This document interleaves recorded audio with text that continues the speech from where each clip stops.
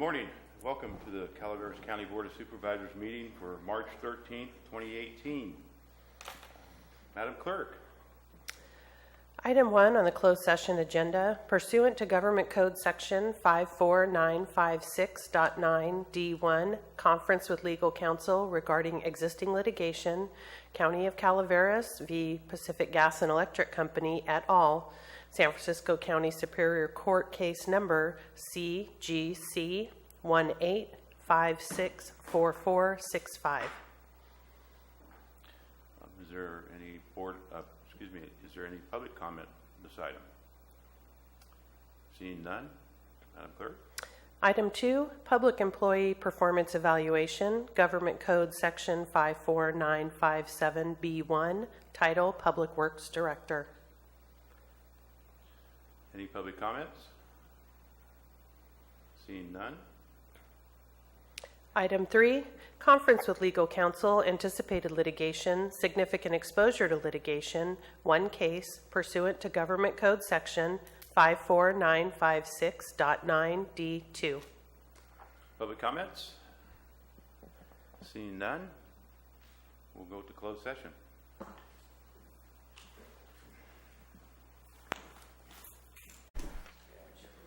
Good morning, everyone. Welcome to the Board of Supervisors meeting, Calaveras Board of Supervisors meeting for March 13th. Can we all rise for the pledge? Madam Clerk, can you please lead us? Repeat after me. I pledge allegiance to the flag of the United States of America and to the republic for which it stands, one nation, under God, indivisible, with liberty and justice for all.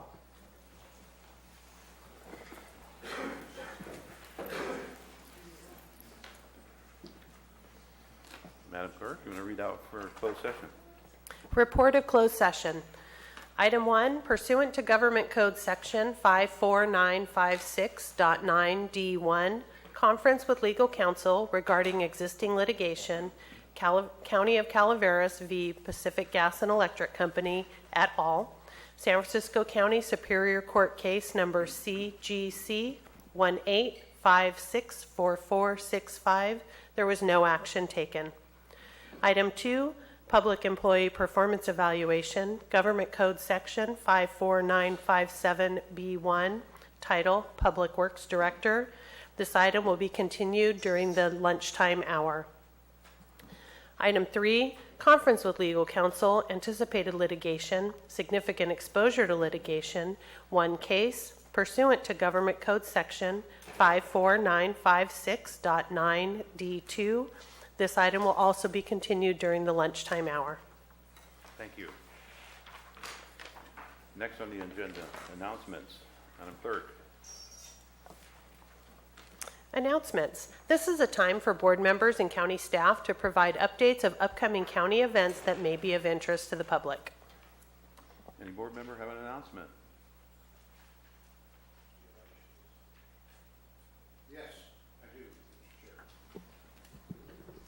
Thank you, Supervisor Mills. I'd like to make an announcement that on the 17th of March, on St. Patrick's Day in Murphy's, we'll have the St. Patrick's Day festivities with the Irish Day Parade, if it doesn't snow on us. But we're still going to have it no matter what. Just make that announcement. Thank you, Mr. Chair. Welcome. Any other board member? Well, I'm going to be on the float for the Calaveras Animal Disaster Assistance. That's why you might be. So rain or shine, I'm going to be there. All right. Any member of staff have any announcements? Good morning, Nancy Giddens, County Librarian. I would like to bring you up to date on the Scenic Broadband Project. Finally, in February, AT&T made their site visits to all the 5 sites where we will be installing a gigabyte of bandwidth. The 4 branches, Arnold, Murphy's, Angels Camp, Valley Springs, and then, of course, the Central Library. We met an unexpected hiccup in that there is some preparatory work that we thought Scenic was covering that, but the Friends of the Library have stepped up, and it's all taken care of. So I love this project because it's such a partnership. The state library giving us $90,000 for the hardware that we'll need, the county helping us with the provider costs, and now the community stepping up to take care of the readiness work. So I love it. It's actually moving forward. We have contracts out for the preparatory work, and then IT is standing by. I simply can't say enough about our IT department. They have been amazing. Spent, I don't know, I'm going to say at least 100 hours on this project already, and they're going to spend a lot more. And this is going to bring very high-speed internet capabilities to our outlying areas with fiber. Fiber optics will be used in this project, so it's going to be fast, which gives the library an opportunity to put lots of things on all of our public computer desktops to give patrons access to forms, information that they need to live happy and contented lives here in Calaveras County. Second thing I'd like to share with you is that on April 14th, at the end of National Library Week, we're going to be having a big celebration in the library. The library will be open from 10 to 4 on that day with an open house. We'll be demonstrating all of our new toys and whistles. We'll have our 3D printer operating, our visual reality system operating, so you can have some fun that day, and activities for children and adults. At 4 o'clock, we'll have a lovely dedication ceremony to honor 2 women in our county who have done so much to help the library. So you're all invited, public, please come. It's going to be a great day of celebration for our library. Thank you. Any other staff member announcements? Seeing none, we'll move on. Madam Clerk. Recognitions. and Recognition and acknowledgements. Item 4 is from the Board of Supervisors to adopt a proclamation recognizing March 2018 as American Red Cross Month in Calaveras County. Supervisor Garamendi. Thank you very much, Mr. Chair. I apologize in advance. I have a cold, so if I go into a coughing fit, I will hand this document to the supervisor most willing to help a buddy out. If you need help, I'll help. Thank you very much, Mr. Chair. I know Dennis. Very good. Whereas the American Red Cross has touched many lives in Calaveras County, as well as across the country and around the world. And whereas the American Red Cross Month, during the American Red Cross Month, we thank those who contribute to the mission of the Red Cross, whether through time, money, or blood, and we invite others to support the Red Cross in helping people in need down the street, across the country, and around the world. And whereas the American Red Cross is synonymous with helping people and has been doing so for more than 130 years. Throughout the past year, the American Red Cross launched hundreds of disaster relief operations in the United States to help people affected by fires, floods, hurricanes, and tornadoes. The Gold Country region, which includes Calaveras County and the Mother Lode area, responded to disasters here in California, Texas, Georgia, Puerto Rico, and elsewhere. The 24 counties that make up the Gold Country region provides hundreds of residents with information and assistance, as well as our continuing effort as part of the ongoing recovery efforts in the aftermath of the Butte fire disaster. And whereas in Calaveras County, the Red Cross worked tirelessly in 2017 through its single employee and 12 volunteers to support our residents when disaster strikes with emergency assistance.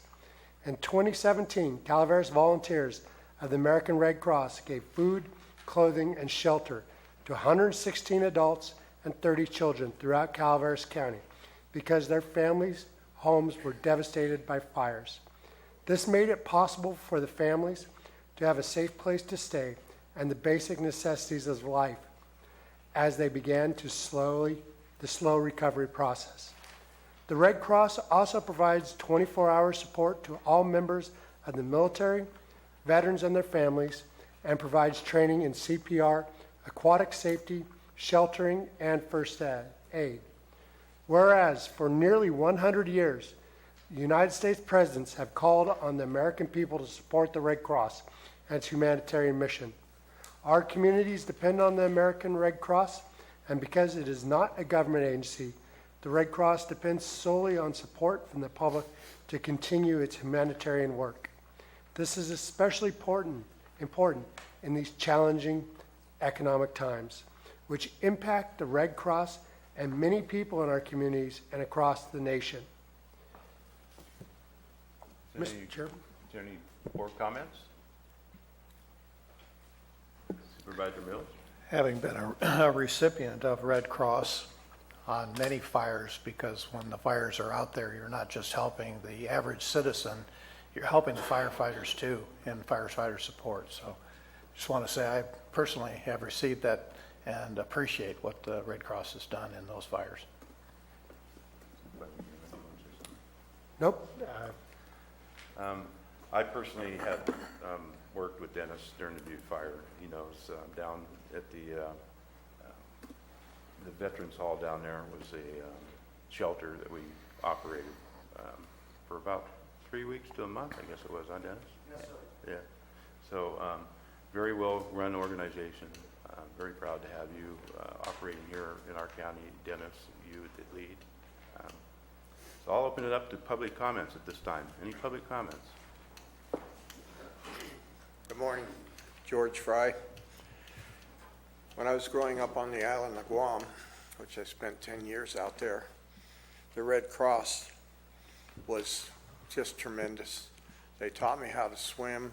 They taught me how to be a lifeguard. They taught me how to be a water safety instructor, a water safety instructor trainer, and a water safety instructor for handicapped people. I can't say enough good things about the Red Cross. In 1962, Typhoon Karen came through Guam, and the miles per hour winds were 201 miles per hour. It flattened everything on the island, and the Red Cross was there. They always seemed to be there. And I just want to give a shout out to the Red Cross. Any other public comments?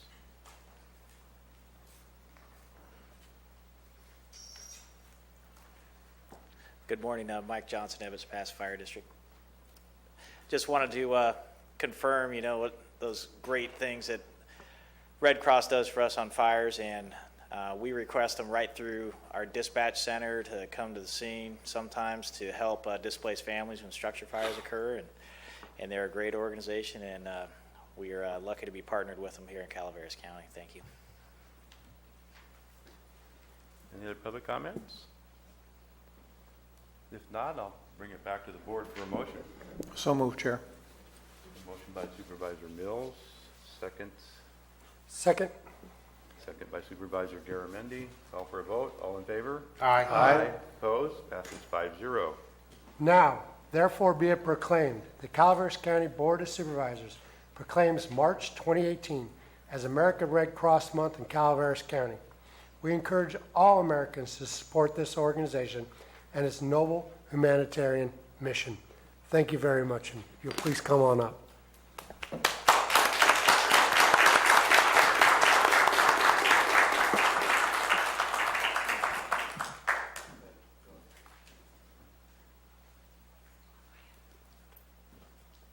the way up. Come on up. Come right over here.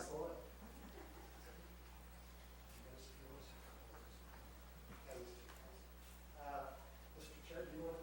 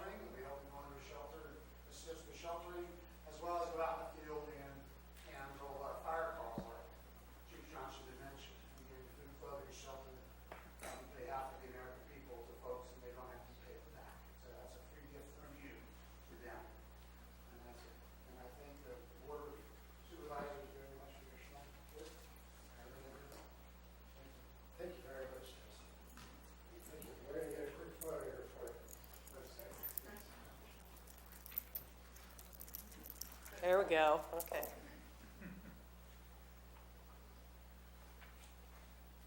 One more. Okay, thank you. Thank you guys very much.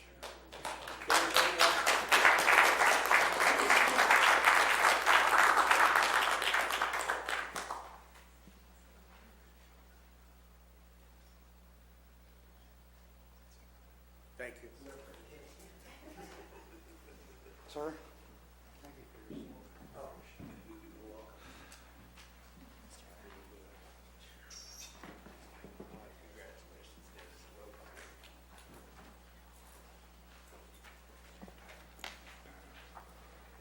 All right, moving on. Madam Clerk. Public comment. Any item of interest to the public that is within the subject matter jurisdiction of the board and is not posted on the consent or regular agendas may be addressed during the public comment period. California law prohibits the board from taking action on any matter which is not posted on the agenda unless it is determined to be an emergency by the Board of Supervisors. If public comment is completed before the 30-minute allotted time period, the board may immediately move to the next order of business. If public comment is not completed during the allotted time period, it will be continued as the last item of business in order to provide an opportunity for the remainder of comments to be heard. All right, public comments. Hi, good morning, ladies and gentlemen, Board of Supervisors. I have recently joined the union SEIU 2015. I feel that we need people in support of coming back to the county and negotiating contracts for in-home support services. We are throwing, I don't want to use the word throwing, we are having a meeting March 29th at the Mark Twain Hospital, room 2, at 1 o'clock. SEIU will be putting it on. The point of the meeting is to hear the concerns and the needs of our providers and consumers. The meeting's open to the public. I'd like to invite Colleen and Teresa from the Public Authority to be there, and anybody here sitting on the board. At this time, we will be doing a lot of outreach and seeing what our consumers need. This past week, I have been making phone calls to a lot of our providers, and their biggest fear is repercussion. Their biggest fear of coming down here and telling you guys what's going on in the home is losing hours and a backlash. I let them know that I am here, and I've been here, and you guys have been open to hearing what I've been going through, and people here have helped me. So I've reassured them that that has not been my experience, and I've opened up the door to invite them to not only show up to the In-Home Support Services Advisory Committee, but to come here to tell you guys their story and their needs, and also the union. I belong to SEIU 1021 over in Contra Costa, and I also was with UDW in Stanislaus. When I came up here, I didn't see any union. And I'm hoping to make Calaveras County an in-home support workers and providers a priority, not only in this county, but within the union. Again, the meeting through SEIU 2015 is March 29th. It starts at 1. It's at Mark Twain Hospital in room 2. Thank you guys, and have a good day.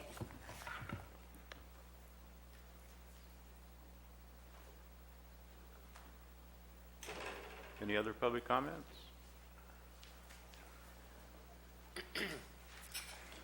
George Fry. I have two things. One, please check with Board Clerk Diane to find out if your district needs people to step up for the Commission on Aging. And number two, the previous speaker, Danielle, has joined the Commission on Aging, in-home supportive services, and she is a firecracker. and we are so pleased to have her on our committee. And it's time, I believe, for all of us to tune in. I call it my listening with my third ear to the needs of in-home supportive services providers and recipients. So please check and see if you have any vacancies on your district. Thank you.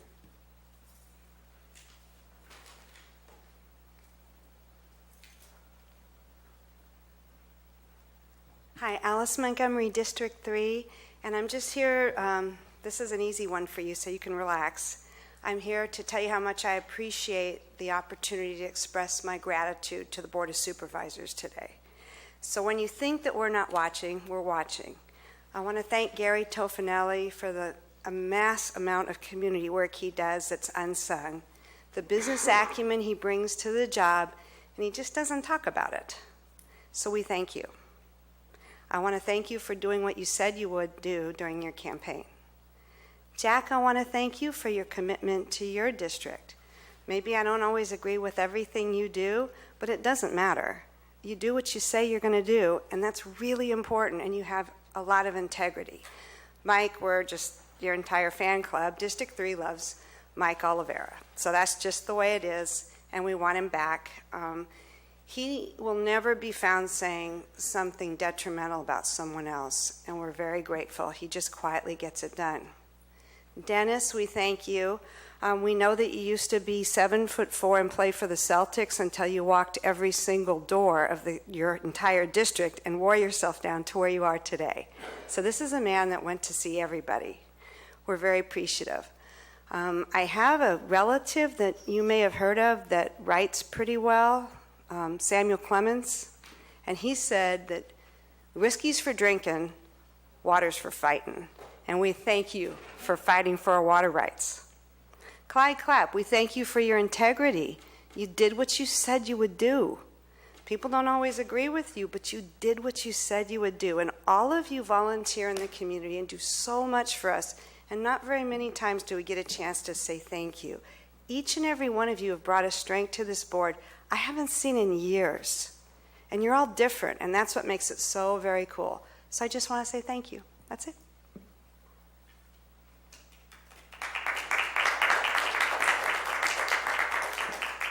Any other any other public comments?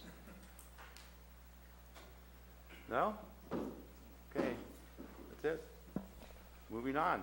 Madam Clerk, consent agenda.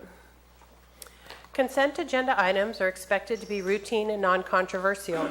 They will be acted upon by the board at one time without discussion. Any board member, staff member, or interested party may request removal of an item from the consent agenda for later discussion. Any board member wish to pull any item off the agenda? Mr. Chair, Yes. I'd like to pull item 11, item 14, and item 16.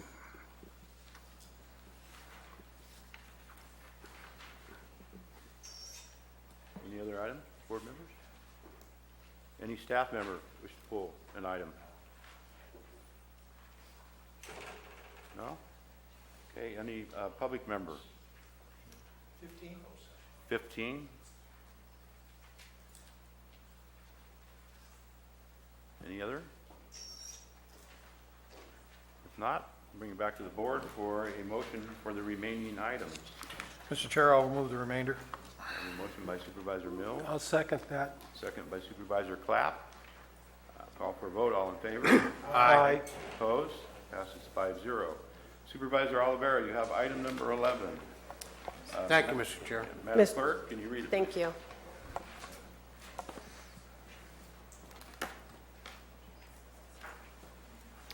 Item 11 is from Public Works to adopt a resolution amending the number of positions on the County Service Area 2, Bar 20's Road Advisory Committee from 5 to 3.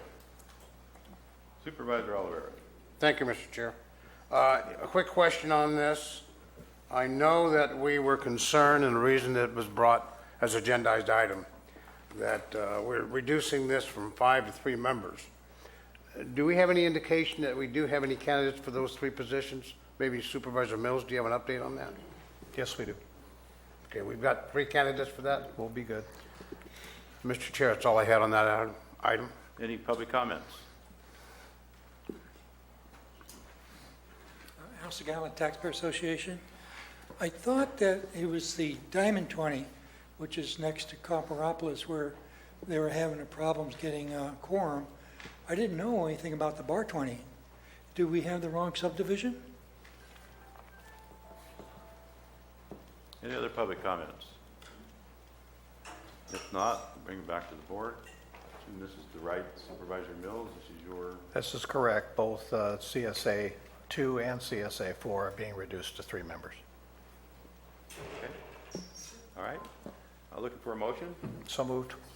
Motion by Supervisor I Mills, second that. second by Supervisor Clapp. Call for a vote. All in favor? Aye. Opposed? Passes 5-0. Item number 14, Madam Clerk. Item 14 is from Public Works. To 1, make findings that paratransit service in response to request for proposals number 17-1021-01-958 for the operation of Calaveras Transit has been determined to be responsive, responsible, and qualified to perform the services outlined in the RFP. 2, award RFP 17-1021-01-958 for the management and operation of Calaveras Transit to the sole qualified respondent, paratransit services. And 3, authorize the Board of Supervisors Chair to execute a professional services agreement with Paratransit Services for the term of April 2nd, 2018 through March 31st, 2019, with an option to extend for an additional 2 years. Supervisor Oliveira, you pulled this? I did, Mr. Chair.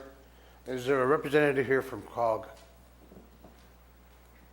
Seeing none, Mr. Lutz, maybe you can answer this question. With the completion of our transit going to the control of COG, exactly what is the cost to Calaveras County should this system fail? I don't know if we ever got that question answered in our last meeting. I mean, if it does go into a financial crisis, what is the responsibility of the county? Well, first I want to make sure I'm understanding the question, since it's kind of outside of the scope of the paratransit agreement. Do you mean the transit system overall? Transit with that and the contract with paratransit system. That's nearly $1 million, right? I'm looking to council in terms of it's outside of the scope of the agenda. I can certainly answer it. His question is, so the item here is to bring a contract for paratransit to provide the operations of the actual buses driving around. Are we on 11 or 14? 14. We're on 14. Okay, so, I mean, Supervisor Oliveira, is there a connection between the cost to the county of moving it to COG? Does that somehow have a bearing on the paratransit item? My concern is, if we are unable to meet the contractual agreement for compensation with paratransit per this agreement, what is the financial responsibility to the county if COG does take complete management control of the transit system? Okay, I from that context, the agreement was always laid out and set up, and I'm sorry, I don't know if that feedback is me today or something. It was always set up so that at the end of June, this contract transitions now to the JPA established through COG. So in terms of the financial risk or liability to the county, it would be the 3 months from the April to June, and that will be dependent on the reimbursement that we get from COG, which is really the reimbursement from FTA, STA funds that would, be related to the submission of our cost reimbursement So at the end of June of 2018, this year. Yes. all right, the county would not have any financial responsibility should the contract default. The way this was developed and written, it was to allow the contract to then go to the new JPA, so that they would have time to get operations stabilized before deciding on doing another RFP. Okay, once again, after the contract, JPA is established and complete control and operation is turned over to COG, is there any financial responsibility to Calaveras County for any deficit on this contract? No. That's the answer I needed. Thank you. That it? That's all I had, Mr. Chair. Thank you. Any other board comments? Open it up to public. Any public comments on this item?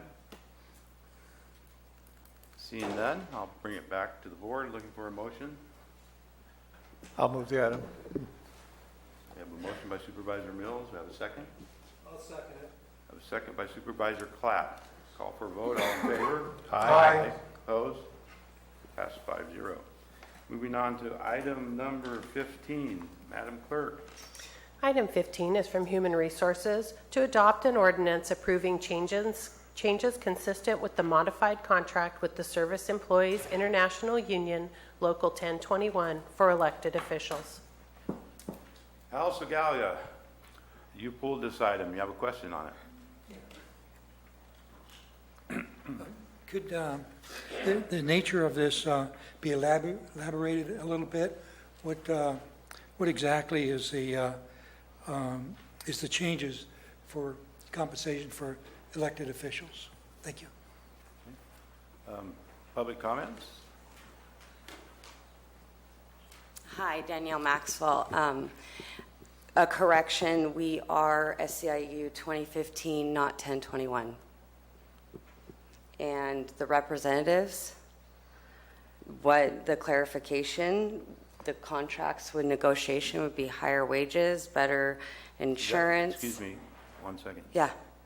This has to do with the control list for elected officials, not IHSS. Well, we represent in-home support services, SCIU, and it's 2015, not 1021. Our local group is 2015. Okay. I can clarify. Okay. Judy Hawkins, Human Resources Director, Human Resources and Risk Director. The changes for the elected officials, we did bring before the board for the first reading on February 20th, and this we're bringing forward for adoption.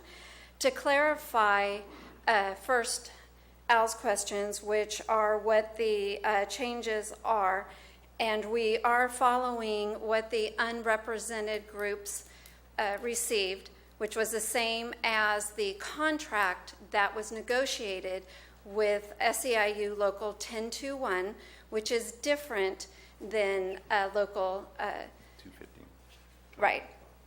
And so the benefits that they are receiving is the 2% COLA, which is effective June 23rd, 2018, an additional 2% COLA, which is effective January 5th, 2019, and then receiving the benefit of 100% of employee-only dental and employee-only vision, which is effective July 7th of 2018. The cost of this annually will be $43,169 for salaries and $3,048 for the benefit changes. These increases do not affect the 17-18 budget, since they go into effect after the 18-19 budget is in effect. Does that answer your question, Al? Yeah, I thought there was discussion about changing that. Apparently it wasn't changed, is that correct? We did not discuss any changes. We have discussed changes to the Board of Supervisor salaries. This only affects the assessor, auditor controller, clerk recorder, coroner, district attorney, sheriff, and treasurer tax collector. It does not affect any of the current board members. That's correct. So it's elected officials, not SEIU 2015 that it affects. Yeah. Okay. Other elected officials. Okay. All right. Any other public comments? Thank you.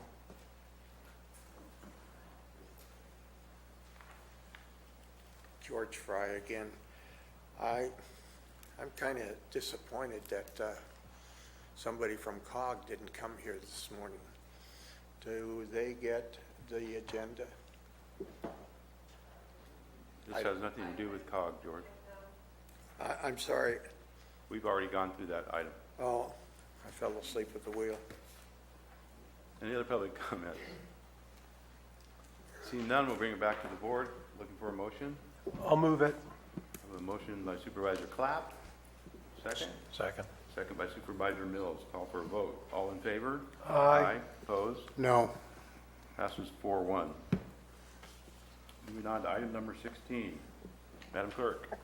Mr. Chair, Yes. if I might, I need to recuse myself from this item. I serve on the board of the chamber.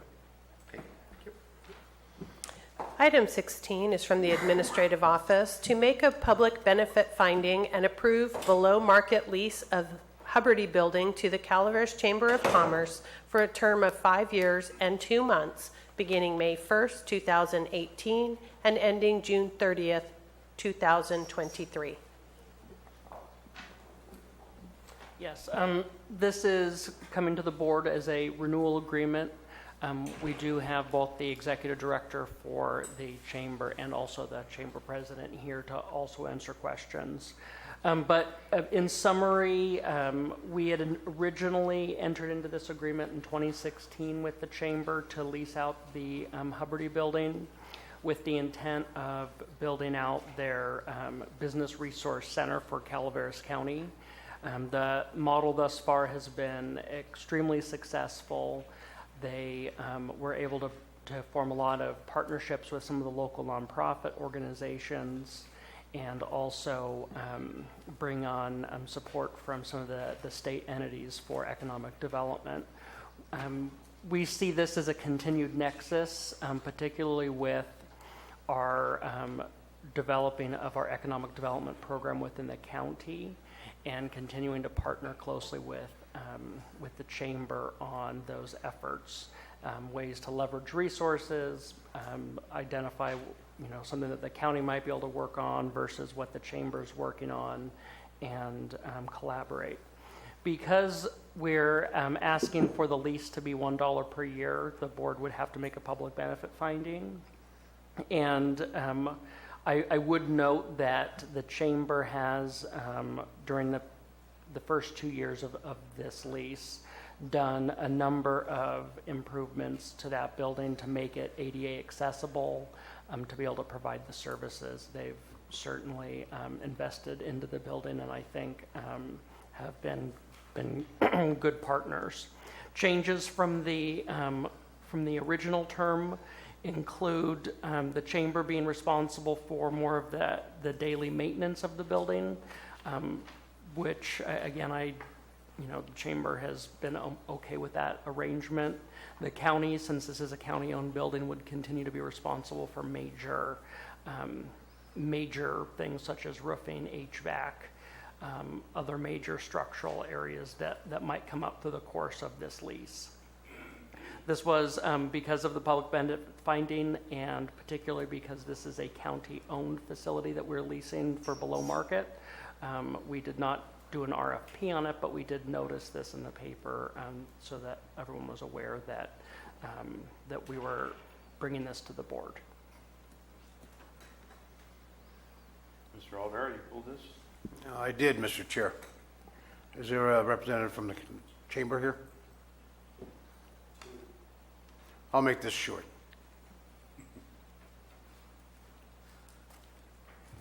Good morning, Stacy Johnston, CEO of the Calaveras County Chamber of Commerce. Good morning, Ms. Johnson. How are you? Good morning, I'm great, thank you. One quick question for you. I understand that the $250,000 grant for community development system is being used wisely with your crew? Extremely wisely. And is that grant due to expire pretty quick? It expires October of 2018, this year.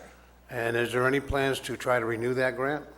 This was a grant that came about due to the Butte Fire, basically a disaster recovery grant through the EDA, the Economic Development Administration, and so it was a one-time opportunity.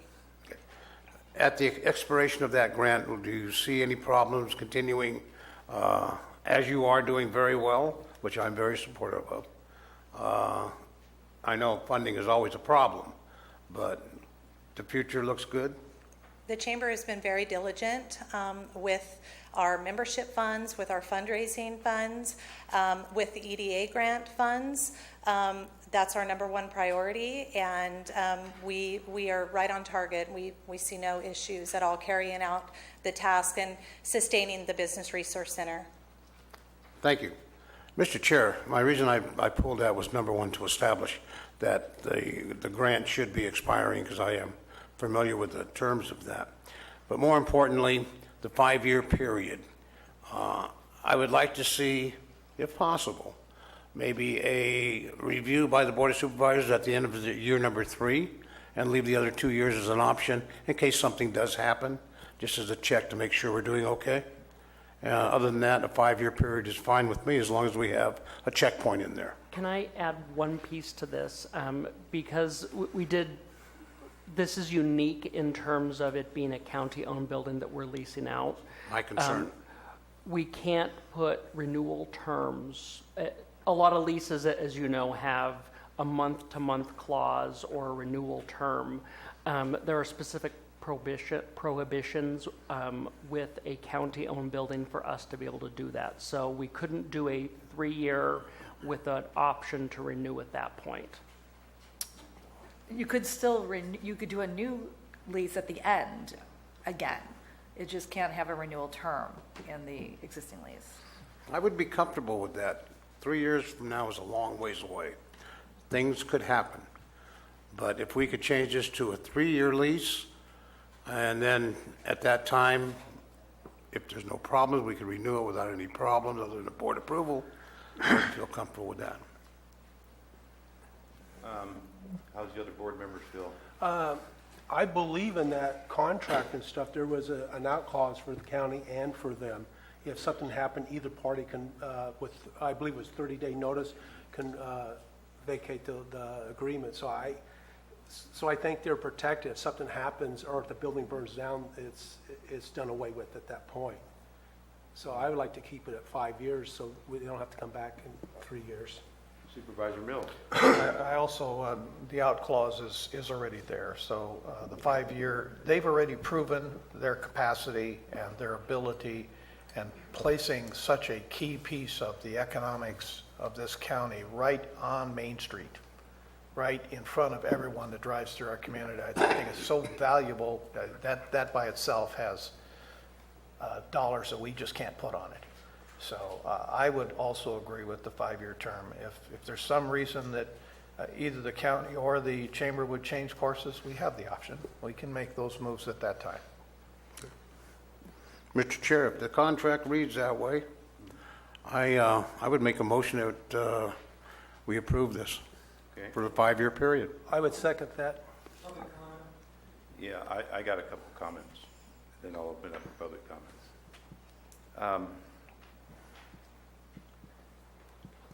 I'm well aware of this building, and the chamber's improvements to this building has been tremendous. The condition of the building itself, when it was turned over 2 years ago to them, it did house part of our sheriff's operations there, but a lot of the rooms and a lot of places weren't being used because of the way it was. They poured a tremendous amount of money into it and upgraded that building. And to not give them a 5-year lease for those improvements is not, in my opinion, something that would be proper. They poured a lot of work into that, and they continue to pour a lot of work into Calaveras County itself and the economic development of it. And Supervisor Mills is correct in the fact that it's right there, front and center, when you come into San Andreas on Main Street and on corner 49. Mother Lode Job Training is housed in there. Together, a partnership. Supervisor Oliveira is correct on the economic development grant ending at the end of September. However, our new economic development director has partnered with the chamber, and they're all in tune, and the person that has that grant position at this time is in tune with Kathy and going over all the progress that they've made during that time. So I feel very comfortable what's happening right now and excited about what's happening with the chamber and the county as far as economic development. So those are my comments. And I want to thank, I see a lot of board members here, which shows a lot. I want to thank all the board that is here, including the one that had to leave, for all of your efforts. Thank you. So now I will open it up for public comments. Al? Well, I'd like to join the applause section for the chamber. They're just doing wonders, and I go to these breakfasts, and they have very interesting speakers at these breakfasts. If anybody wants to get up early, I really recommend they go. The food is delicious. But when we talk about money and responsibility of Board of Supervisors, you're talking about taxpayer money, and so it goes beyond what feels good, and actually you have to look at the bottom numbers. It would seem to make sense that bringing state money into the county is not exactly the same thing as economic development. Economic development, in my opinion, is the growing of businesses, and businesses coming to this county, spending private money, and hiring people, and growing our economy. That, to me, that's more economic development rather than money coming to the county on grants. So I think that two things should be identified. Should identify how much money we're talking about. We understand it's $1 a year lease. Well, what would it lease out for if it was leased out to the private sector, where you would receive fair market value? And you should know that number. And also the amount of time and money that the chambers put into this. This is a real thing. That should be quantified as well, so we have a clear financial picture. Also, it would be good to review this annually for performance. Just how many businesses were attracted to this county? How many businesses maybe avoided going under because of their efforts? So you should have some sort of report showing the track record of what's really happening. This goes beyond feeling good. It's accountability and results for the money being invested. Does that make sense? Thank you. Any other public comments? Good morning. I'm Lori Giannini, the CEO of the Calaveras County Fairground, the 39th District Agricultural Association, and I just want to thank you for supporting the Chamber. Our partnership with them over the last few years has been amazing, and rarely do you see an organization that almost didn't exist turn around and not only survive but thrive. And when you take the passion of the people involved and the support of the community, to me it's just classic Calaveras. You know, when you can support an entity and do such a drastic turnaround in a short period of time, and they've done amazing work, and part of that work is because of the support that the Board of Supervisors has given the Chamber. And I go to a lot of their events, and you guys are there, and by being there, you're supporting not only the Chamber, but all the other businesses there that are benefiting. And it's not only attracting new business, but getting the businesses that already exist enthusiastic and wanting to do better. And they offer so many educational courses. And I think when you're in business, you're always learning. So thank you for supporting them, and they've just done an amazing job. Any other public comments?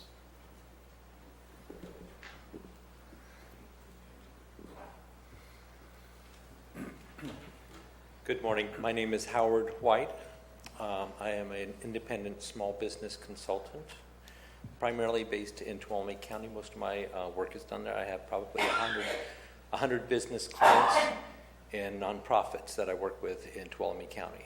And I have been working with Stacy and the CBRC as a place to bring some of this expertise into Calaveras County, because there are a few other groups that are really working to improve the business climate, small business climate within this county.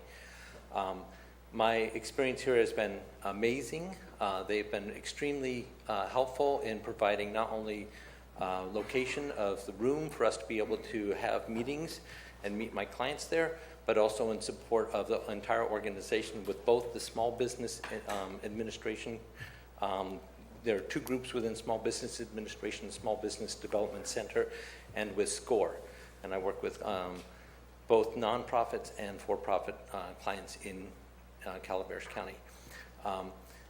The work that we are doing is really just beginning, because there is so much more opportunity for small business growth and development in this county. In fact, really it feels like not much attention has been paid to really fostering the environment for small businesses, and it's just really begun in the last year. And I would strongly encourage the board to continue to support that and continue to grow the small business climate and the nonprofit climate within this community. I think that's it. Thank you.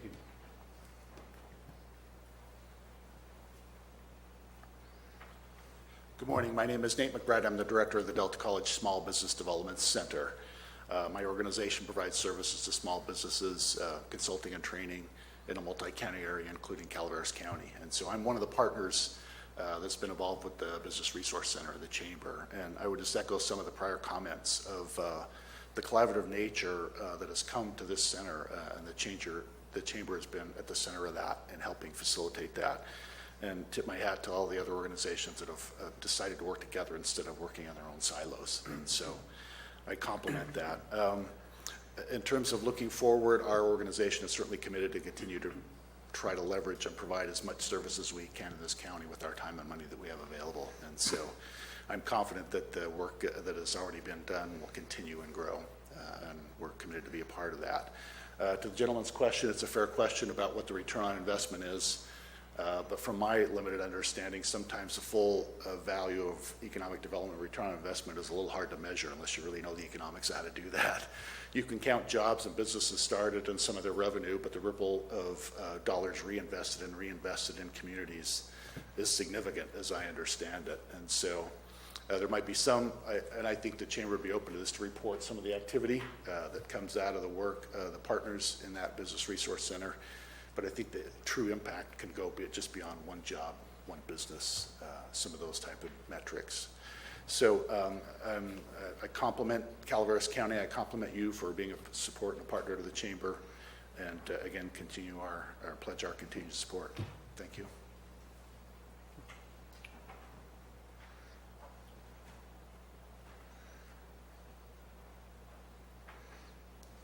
Good morning, Jamie Armstrong. I'm the Executive Director for the Amador County Chamber of Commerce. And I have to say, you guys have an amazing, I'm getting over a cold, so sorry for the voice, an amazing CEO for this chamber.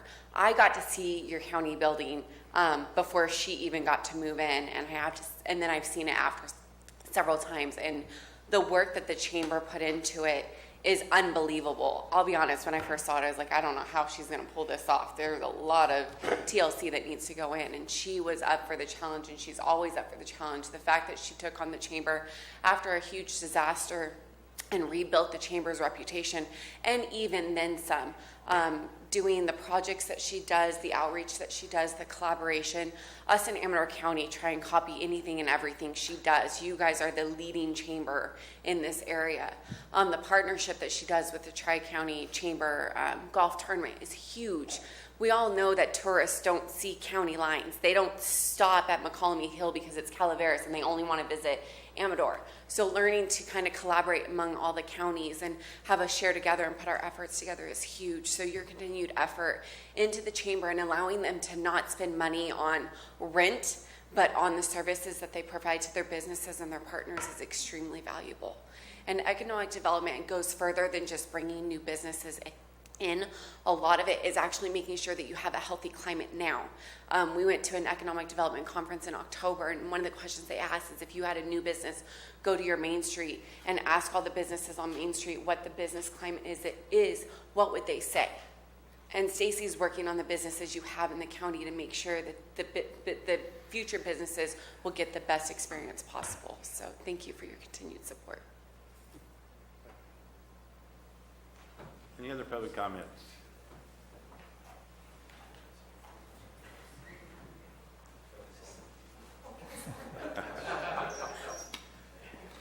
Seeing none.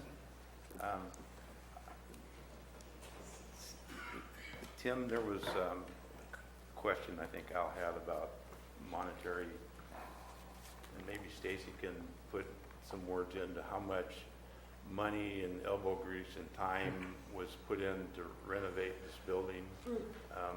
That would have been very difficult to lease out prior to them putting their efforts into it. So.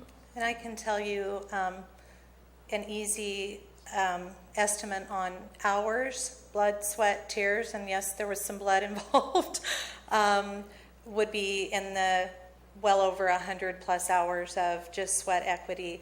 The Chamber's invested several $1,000s in ADA improvements to the building. And I can just tell you, if I can, Ms. Diane, can I hand this to you? And then for the members of the public, I also have information that talks about the services provided at the Business Resource Center and the things that have happened, the business outreach that has taken place between myself and between our business outreach specialist, Michelle Stevens. Please, please, please help yourself. Also, we, the Chamber, and I speak on behalf of myself and the board that is present, we are extremely grateful and thankful for the partnership, and I say it's a partnership between the county and the Chamber. Even though we are not a county organization, we represent ourselves as such, and I do so proudly. When I am talking, when I'm at conferences, when I'm meeting with people, I'm very proud to say that I am the Calaveras County Chamber of Commerce.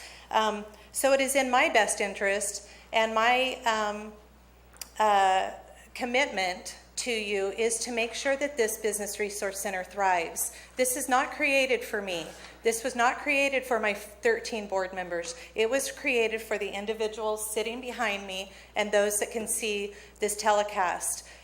This is a Calaveras County entity that businesses, entrepreneurs can come and take part in. We want to help grow you, sustain you, and move you to the next level. So the resources and services that we provide, they are for all of Calaveras County.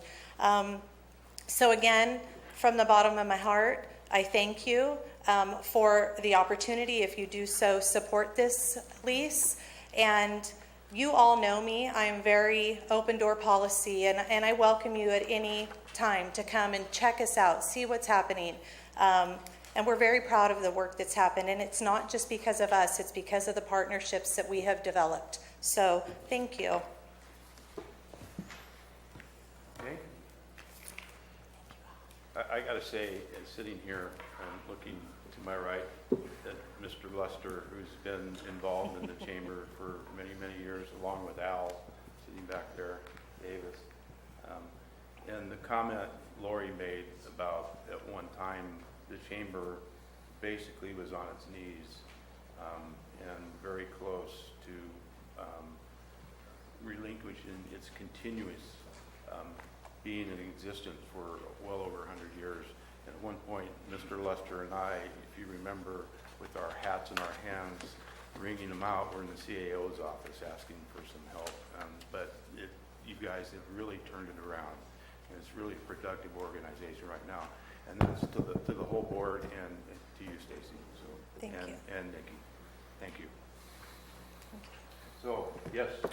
Yeah, Miller. just a thought here, because I can remember also when the Chamber was on its knees, that it isn't just the volunteers, but the passion of your board members have made the organization the face of business in the community. And I also, with that, say it brings a sense of stability to the community as a whole. So offering the solutions, and I've been a participant in some of those solutions, I know the business community really does want to be a vital part, and you're just giving them that method or that way to get it done. And so to all of those that are on that board, thank you for your effort, because Stacy, you're the voice and you're the face, but it's everybody else that's standing behind you that helps drive it forward and make it work the way it does. So thank you to all of you. All right, I'm looking for a motion. So moved, Mr. Chair. You can have it. I'm sorry, you already have a motion and a second. Oh, we do have a motion in a second. Okay, I'm calling for a vote. All in favor? Aye. Opposed? Passes 4-0 with one abstention. Thank you. Thank you. We're going to take a 15-minute break before we get into the regular agenda.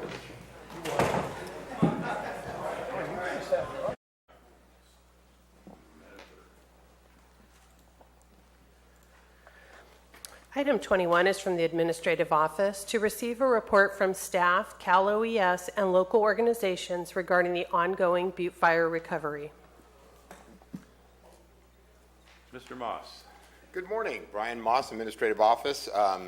This is your monthly report on the Butte Fire, and as you know, we're continuing to make progress in that arena.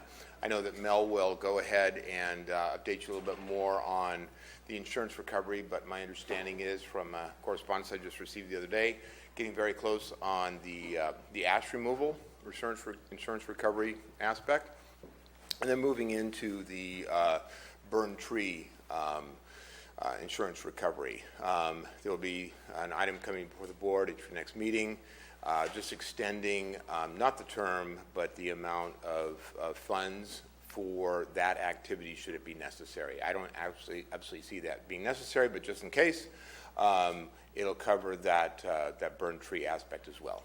So thank you.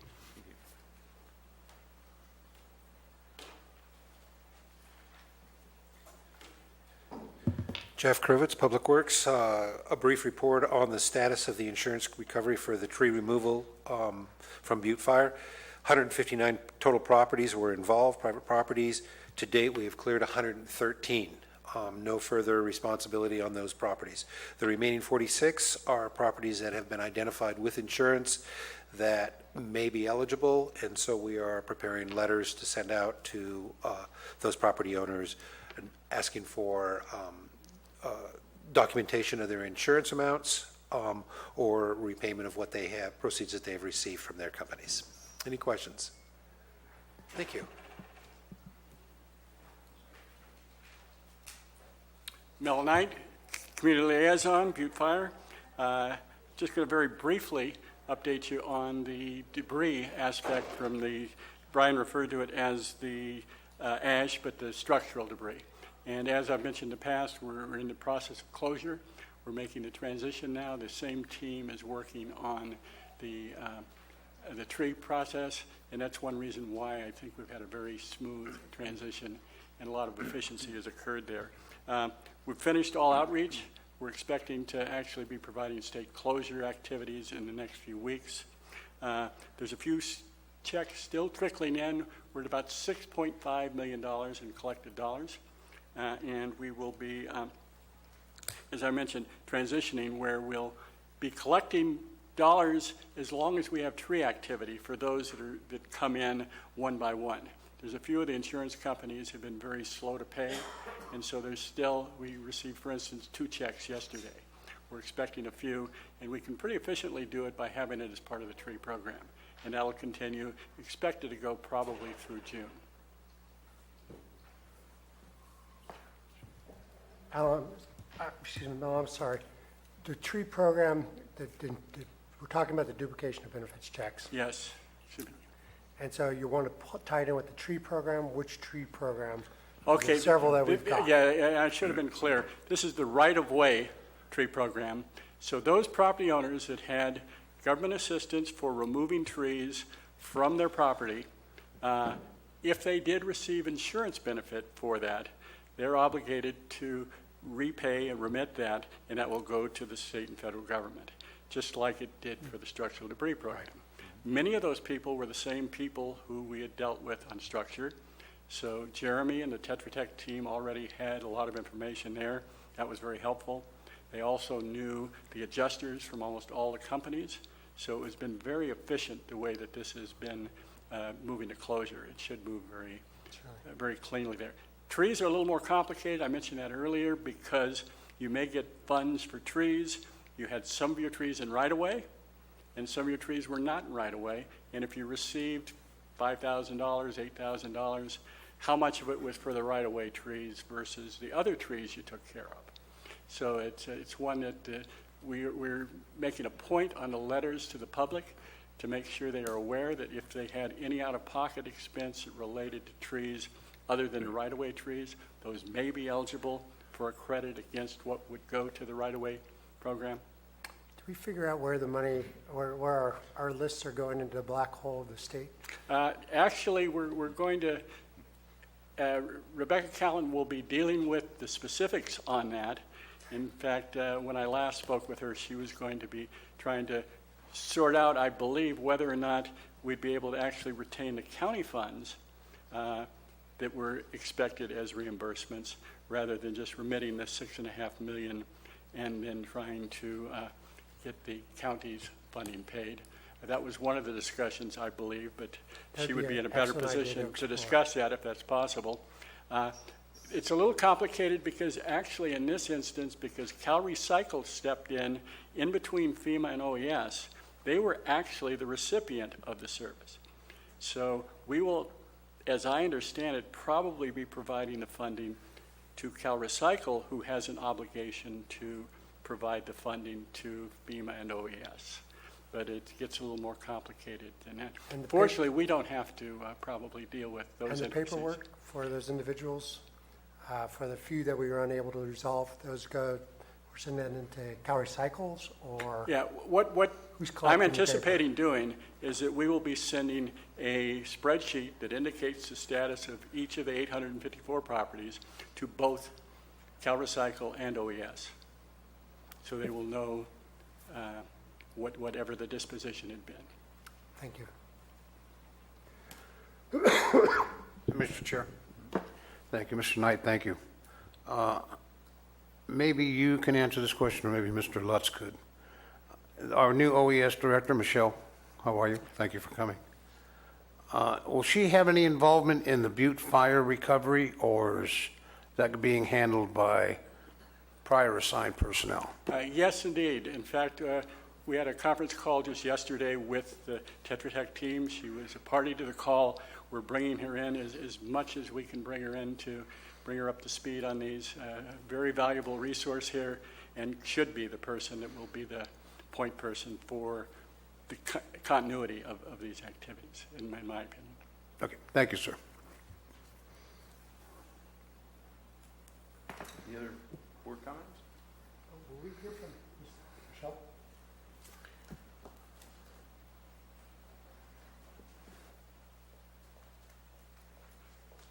Good morning, Michelle Patterson, OES Director for Calaveras County. Welcome aboard, Michelle. Thank you. You get to now get the same questions that I've been putting up for the last 14 months.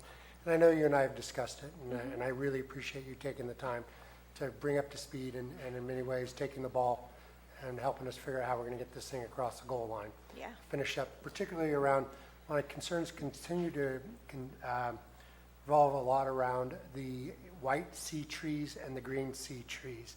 And I wondered if you could bring us up to date on how we're doing on getting that done. As you are well aware, I am extraordinarily concerned about public safety and these trees falling in the right of way and hurting people. And I wanted to know where we are in that process. You know, I right now am not fully up to speed on the green trees versus the white trees. I've been spending the past few weeks focused really heavily on the winter storm and ensuring that I am pushing the winter storm paperwork with Cal OES and FEMA through so that we can get that resolved. Just yesterday I started working on the Butte Fire resolution. There was a few pieces of paperwork that needed to go get followed up on, and so I've been following up on those the past 2 days to make sure that we can get the extensions for some of the funding that's available for those. And the burnt tree removal program, we're working to work with perhaps TSS to get those trees down. Because my concern continues to be there's always a new disaster coming. And we have not finished wrapping up the first disaster, Butte Fire. And as we move on to the next new shiny thing, it gets staler and staler and more dangerous. Right. So I don't want to, I'll ask about the roads next. Do you want to say anything about the trees, Tim? Yeah, to Michelle's point, I mean, she has been coming on up to speed for the last 3 weeks. We actually have been talking to TSS, who's doing obviously the tree mortality program for us. We sat down and had a meeting with Tad with TSS to set up a contract to deal with the BLM trees that we had already identified. And then subsequent to that, we were looking also at some of those green trees, white trees. I think where we'll get to the point on for that, we have put in requests for reversion on some of those. They haven't been quick, I would say. I know Public Works put it in quite some time ago. And at first I thought it was us on that request, but what we found, even the auditor, a couple things that the auditor had submitted over to Cal OES got lost. A lot of this stuff got submitted right when you had a couple things going on. FEMA was scaling down, and you also had the fires in the North Bay. What our experience has been, a few things got lost at Cal OES. We've gotten those now back on track. But I do think at some point we want to look at if we're still waiting for that approval, we either proceed with moving forward, not expecting reimbursement from FEMA on this, just to get these trees down and taken care of.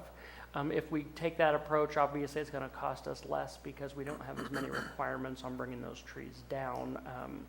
If you're having to meet the cultural, you're having to meet just all the extra overhead that goes on top of bringing a tree down for FEMA funds. But that does mean the risk of it being county general fund and an unreimbursed expense. And I think that's a decision that the board's going to have to weigh in on, and I think it's an important decision because we do need to get to the point of either deciding, the general fund will bear this risk or not.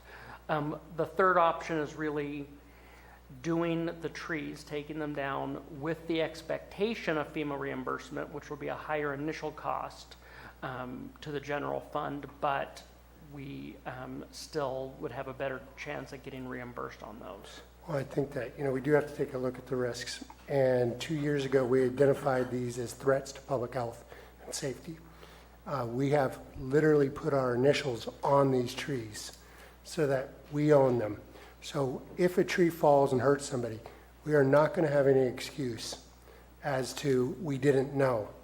We are going to own this, and costs will be extraordinary if somebody gets injured. So I hope we'll take that into account. It'd be great to get reimbursed, but as I'm sure General Counsel loves this conversation, but it is a real liability for us. I have other questions about Quincy, but we can finish this piece first. Well, I think when that conversation comes to the board and presented to the board, we need to know the costs, the cost differences, exactly what we need to do with your response of between what we need to do for FEMA and what we need to do if FEMA's not involved in it, along with the cost difference. And if you can get that to us as soon as possible for that discussion. Thank you. I also have a question. I'd like to know how things are progressing with Quincy Engineering and getting our roads done. I actually am going to ask Jeff to comment on that, if he would.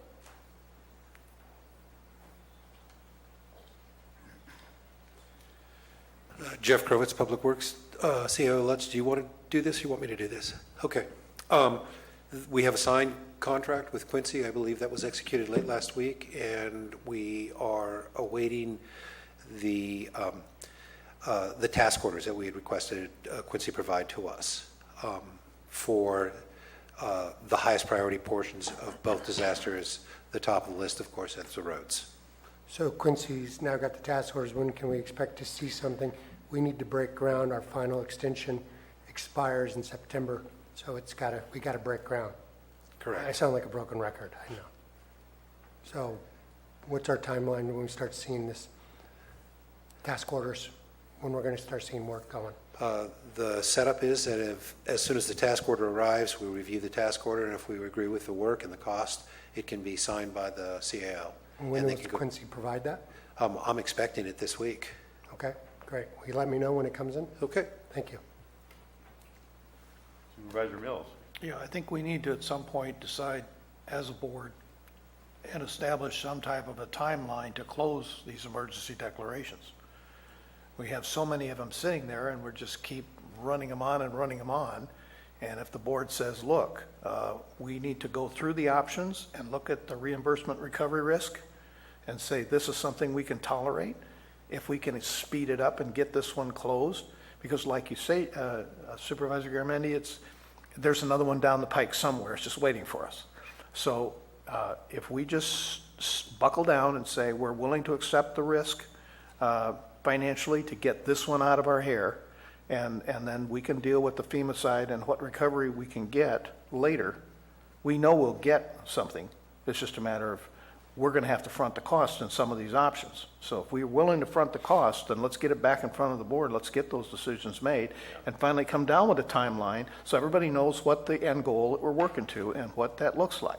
But right now, it's just everybody's kind of pushing and pushing and pushing in their own little ways. And that's not that they're not doing a good job at it. It's just nobody's on the same track. So let's get on the same track and get that as an agenda item. Either way, no matter how we go, we're going to front the money. We'll be paying for it up front, so. It can be part of our budget discussion for next year. I mean, as we start to delve into that. Must be, and I believe we were talking about hearing something about this on April 10th. You're going to bring this back to us? Okay, thank you. Any public comments on these items?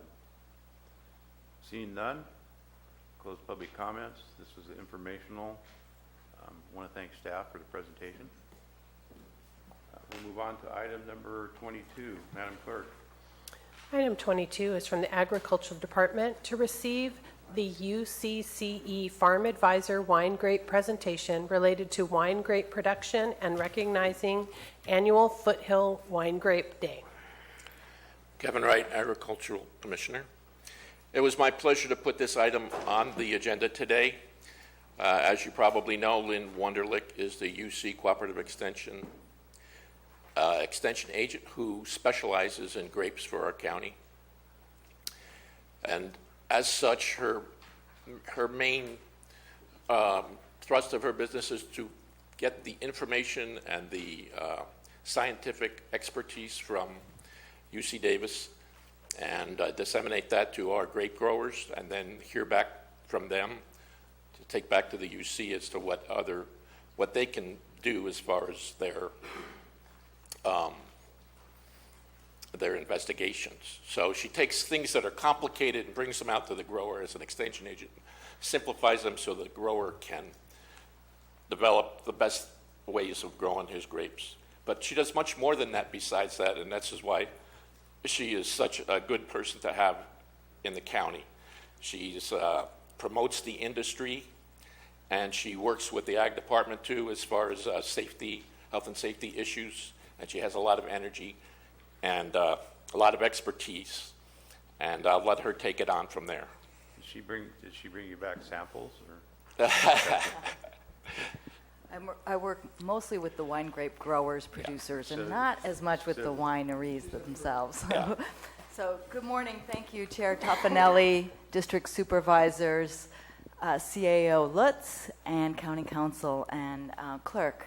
Good morning. It's my pleasure to introduce myself, Lynn Wunderlich, as your University of California Cooperative Extension Farm Advisor serving Calaveras County growers. I have served as UC Cooperative Extension Farm Advisor in El Dorado and Amador counties since 2000. And at that time, you had Ken Churches here as your farm advisor. UCC went through some hard budget times. We're on the rebound now. But in 2011, a multi-county partnership was formed to keep cooperative extension alive in the foothills. And so currently I serve El Dorado, Amador, Calaveras, and Tuolumne counties. And my office is based in the Placerville office, although I am available and make farm calls out here to Calaveras growers and invite them to all of my events. So I do want to invite you to Foothill Grape Day. It's March 29th, but before I do that and talk a little bit about that, I want to give you a very brief presentation on my program, just to tell you a little bit more about what I do.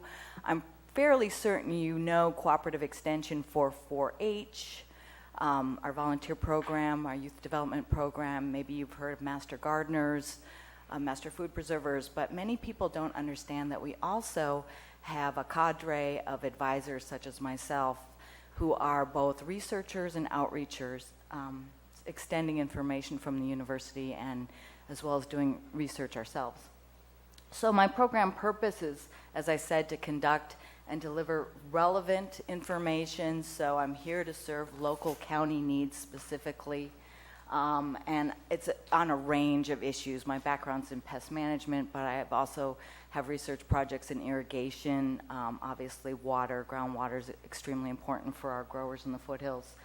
Economics and sustainability, and I specialize in spray technology and pesticide safety. I'm available to diagnose problems, so if a grower is like, I want to talk to you about something that's going on in my vineyard, they have me to call without charge. I'm an unbiased resource. So unlike a private consultant, I'm not advocating a particular product or service. I'm here to give a sort of a straight heads up. This is the pros and cons of any issue. I extend my outreach broadly. I have a blog. I have that's replaced my newsletter. I maintain a website. And I do the annual Foothill Grape Day, as well as, I said, face-to-face farm calls. And I'm also a public servant, so as farm advisors, we're required to volunteer. So I'm a National Weather Service volunteer, daily observer. I do work as I sit on the board of several committees, including the Western Agricultural Health and Safety Education Committee. Excuse me, Sure. Ms. Wunderlich. And I know we're talking about wine grapes now, but when you're comment about diagnosed problems, Mm-hmm. you're not limited to wine grapes. It's not. Almonds, walnuts. Yeah, we don't have orchards. almonds up here generally because it's too cold. Almonds are like the first to bloom. So no, I am basically perennial crop advisor. Okay. All right. And I only say wine grapes because that is the largest commercial production. I'm not a livestock person, so there are limits. We're actually getting a livestock advisor. We will be hiring one soon to serve the 4 counties. So I'm limited to wine grapes, which is about 1,000 acres in Calaveras County, and other perennial crops: Christmas trees, tree fruit, olives for oil. Okay. Yes. Thank you. What is the relationship structurally with like Scott Oneto? Scott Oneto Is is our local guy? my county director. Okay. And So he works for you? He works for me. With you? Yes, he works with me. Yes. Okay. He's technically my boss, although I've been an advisor longer than he has. So yeah, but he's one of my bosses. Thank yeah. you. Does he know that? Yeah. Yeah, he does. Brian. Yeah. But so one of the problems that we're working on currently is a new virus affecting wine grapes. It's called red blotch virus because it causes red blotches on the leaves of grapes. So grapes actually have over 50 viruses that we know of that attack them, and this is our newest threat. It is prevalent in the foothills. In fact, I did 2 farm calls last month for Calaveras growers.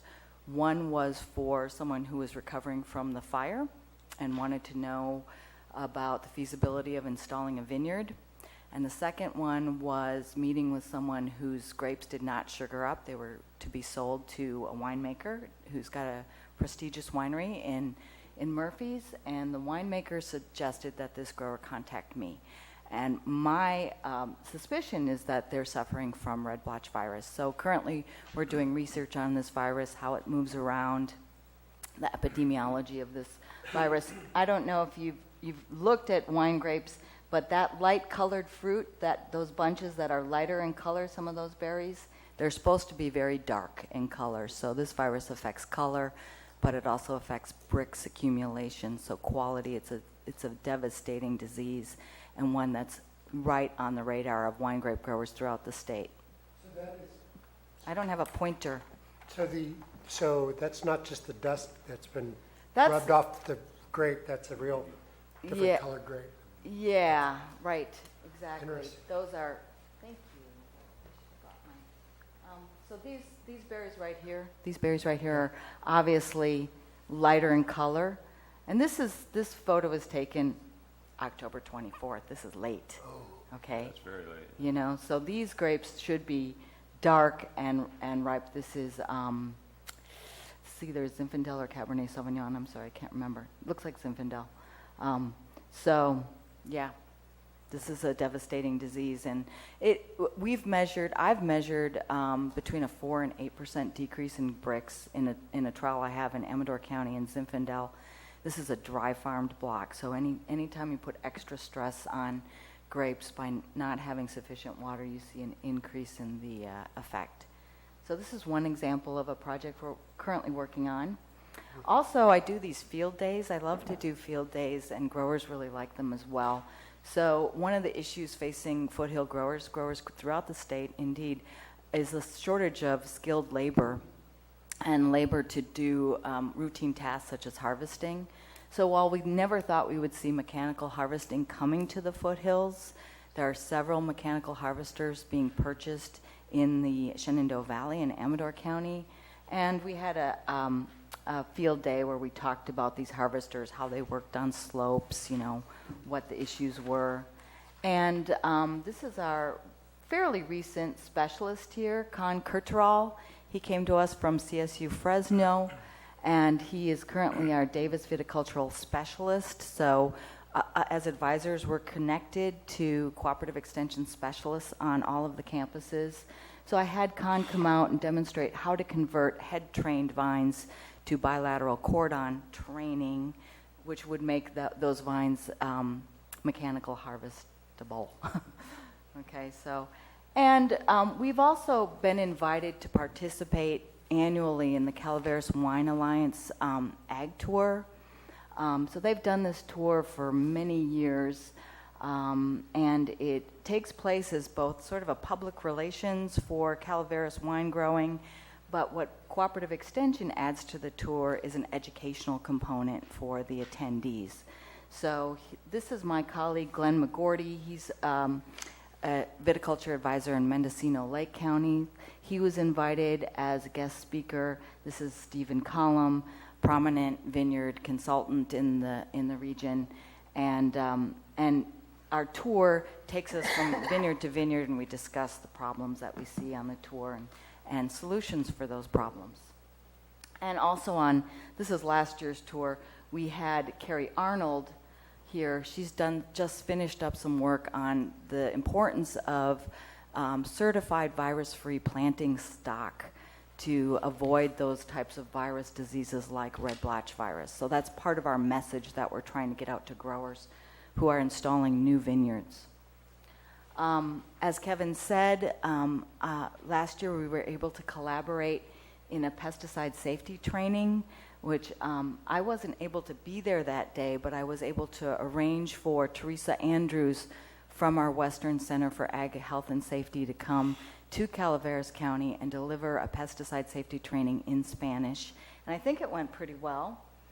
And so that's the type of thing that we like to team up on, bring some resources here. There's an increasing number of regulations affecting growers, and training is certainly a part of that. Annual training for their workers is certainly part of that. So, and then I wanted to just mention a grant that I just received. I spearheaded it, so I am principal investigator of a spray application pest management alliance grant. And we've received about $218,000 from the Department of Pesticide Regulation, which is the regulatory branch of government that oversees our county agricultural commissioners and the regulation of pesticide use. They have an annual call for these pest management alliance grants. Typically, they're crop focused and on pest management strategies for a specific crop. This past year was a little bit different. So what they did was they put out a call that is relevant to a new regulation that growers are having to deal with this year called the Pesticide Use Near School Regulation. And this regulation does limit, it's in effect now, pesticide applications within a quarter mile from school from 6 a.m. to 6 p.m. So there's no applications allowed by air or air blast sprayer within a quarter mile of school, and the schools need to be notified of the pesticide use. So this grant is one that will not only benefit pesticide applicators and growers, but also our school children, our public communities, our school communities, and anyone who works, lives, or plays near schools. And our goal is to reduce the incidence of pesticide illness in school communities by training pesticide applicators in the proper use of their spray application equipment. So we're going to be delivering this in Northern California. It's an alliance grant, which means we have both industry folks, private folks like Adaptive, Spray Safe groups, different agricultural commissioners are actually on our management team, and it's a Northern California grant, but we will certainly be doing training in the foothills. And finally, this is my last slide. I just wanted to invite you to my annual Foothill Grape Day. This year it's March 29th, and the focus of the Grape Day this year is vine balance, which is sort of adjusting crop load that's appropriate for your site and your site conditions. One thing I've learned in the years that I've been advisor here is that there are many different site capacities in the foothills, so it's definitely not one size fits all here. You really, if you're going to grow grapes successfully, you really have to evaluate your resources, your soils, your water availability, your soil water holding capacity, your climate. All these different things go into vine balance to create premium grapes. And I'm very proud to have a lineup this year that includes my colleagues from around the state. So Mark Batney from San Luis Obispo County, Lara Betica, Monterey County Farm Advisor, Viticulture Advisor, Rhonda Smith coming from Sonoma County, Con Curterall, Glenn McGordy, and then we have a local grower giving their perspective. So if you'd like to join us, please let me or my assistant Robin Cleveland know, and be happy to host you. And that's all I have. So do you have any questions? Supervisor Mills, your light's on. Yes, Ms. Wunderlich, you had said something about pesticide safety training here. Do you recall, or does anybody have any numbers on how many workers attended? We had, how many workers attended? Like 10? Do we have 10? There's about a dozen. And they have to do this yearly as part of? Yes, this was for workers who couldn't speak English. They were bilingual for Spanish speakers. Okay. And then whether you speak English or Spanish doesn't matter. You still have to be trained annually. Okay, thank you. Is there a certification they receive for that? In case somebody comes out in the field and say, have you been trained? Yes. So That's they what we do. show. Actually, So that's what, That's yeah. his job. My staff goes out in the field and ascertains whether they've been trained or not, and we do that by asking them. Do they have a lanyard that they have to wear? No? Okay. No, but the grower has to keep training records. So the grower or the employer would have those records on who was trained when, what the training covered. It's fairly extensive. Any other questions? We do headquarters inspections of the growers, and they have to have those papers available for us to inspect as part of our checkoff list. He's a regulator, I'm an educator, so we kind of, good cop, bad cop, I don't know. Not bad cop, okay, not too bad. Well, I would like, I would like to sincerely thank you for your work. UC Cooperative Extension has been an economic driver in this county and the state for over 150 years almost now, since the founding of the University of California. And I've met many industries that have worked hand in hand and grown the state through the combined effort of yourself and all those that came before. Thank you, and thank you for working in the county. Thank you. My pleasure. Any other board comments? Public comments, questions? No? All right. Thank you so much. Thank you.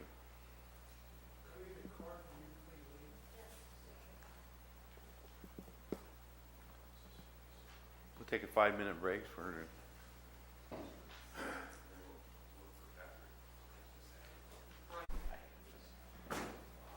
Back. Madam Clerk? Item 23 is from the Administrative Office to receive a report on Project X, the plan for the beautification of the Government Center campus. Mr. Martin, you're up. I am looking. All right. Good morning, Board. Patrick Martin, Facilities. Before I get Project X started, I wanted to give a little background. The last time I was here, I was able to accept a grant from the Calaveras Community Foundation for $10,000.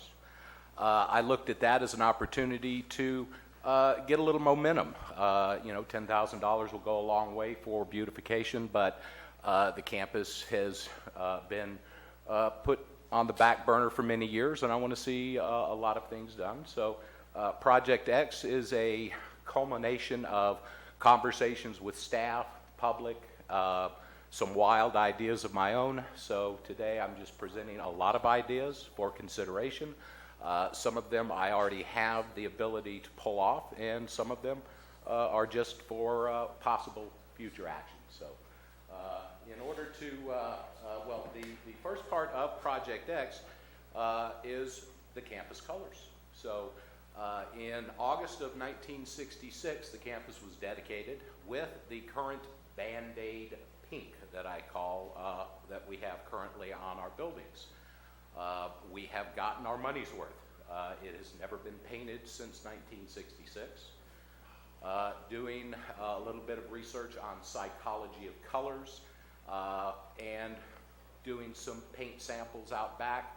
I think we've come up with a very good combination that not only looks good for the campus with the brick and the environment around us, but is also considered very good colors for our type of a campus. So dealing with public and different departments interacting with the community, the colors that we have picked are very neutral and calming, and we can always use some calm. So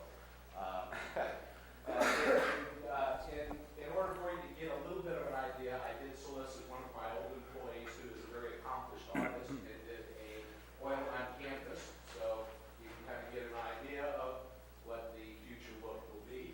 The colors are slightly off of what the actual colors are. We do have some dark that goes in and picks up the brick real well.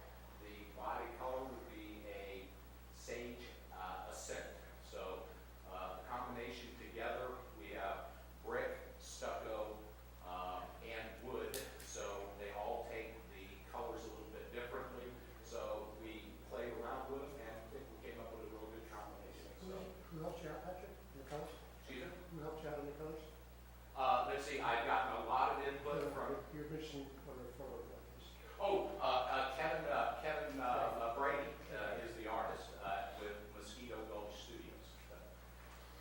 Patrick, could we get you to move the microphone so that it's right in front of you so we can hear you better? Absolutely. Thank you. And to your point on who's had input into the colors, poor Patrick is tired of hearing everyone's opinion because we kind of open the floodgates of tell us what colors look good, what makes the most sense, because obviously we don't paint very often, so we want it to be, we want it to work. Yes, absolutely. So, all right. So we'll get underway with Project X. So Project X, before I get started, I would like to do my disclaimers. So, Project X has many components. Some of the ideas presented today may be viewed as grandiose or controversial, but it's strictly a presentation for consideration. As I mentioned before, some of the items are within my realm and my ability to pull off immediately. Some of the stuff you're already seeing as the precursors to the overall project.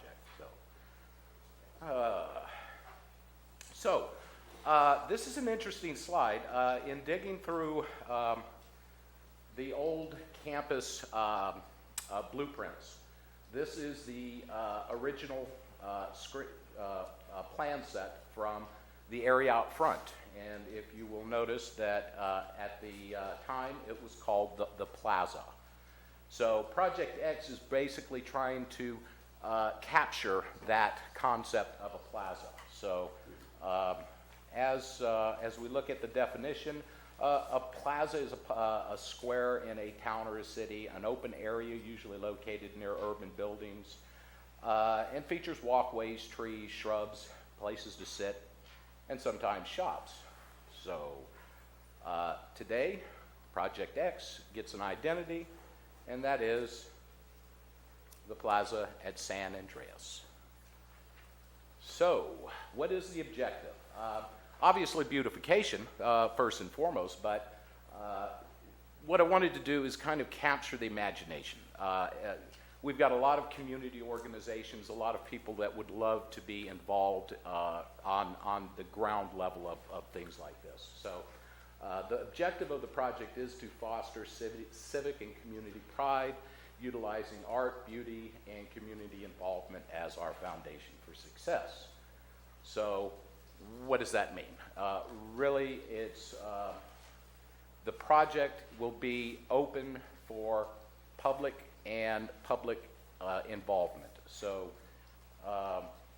want to give them the opportunity to be involved through a series of workshops. We're going to be doing water features, dry riverbed installations, elevated planter boxes, all things that people may have interest in. Community organizations that I've been talking to, the Master Gardeners, the Garden Club, all expressed interest in that type of a outreach program, so people can come down and see what's going on. There's basically four focal objectives of the project. The first is the history aspect. So we all know of our notable characters from Calaveras. But in digging, I found a few other very interesting facts that I did not know, but maybe others do. So the remains of the original county hospital was called the Gold Hill House, and those remains can be found right out back by Building J. Additionally, there is a pauper cemetery here on campus that's in the northwest corner. Calaveras, Spanish word meaning skull, was first given to the river because of the great quantities of human skulls found along the lower reaches of the river. Now, I didn't find out why we had so many skulls, but it's interesting of the term Calaveras and how it came. Now, the county itself took up a great deal more real estate back in the mid-1800s and was reduced in size to create Amador, Fresno, Mono, and Alpine counties. So a lot of rich history within our community. So keeping with the county pride, there are organizations out there, the Eclampus Vitus, the Sons of the Golden West. They specialize in putting up historical markers all around California. I'd like to reach out and see if some of these historical events, times, would interest them in putting up monuments around campus. People can read about our history and get a little more involved. Out in front of, out front here, there's a mosaic over the front of the entryway. I cannot find it for the life of me what the story is, and I will have that for you by time I make subsequent reports on progress. I've reached out to the archivist, a number of people who have history in the county. Obviously, the mosaic speaks a story, but I don't know what that story is to present to you. So the history is there, and I would love to capture it and put it forward for everybody else to enjoy. On to the honor and recognition part of the project. We have a war memorial out front.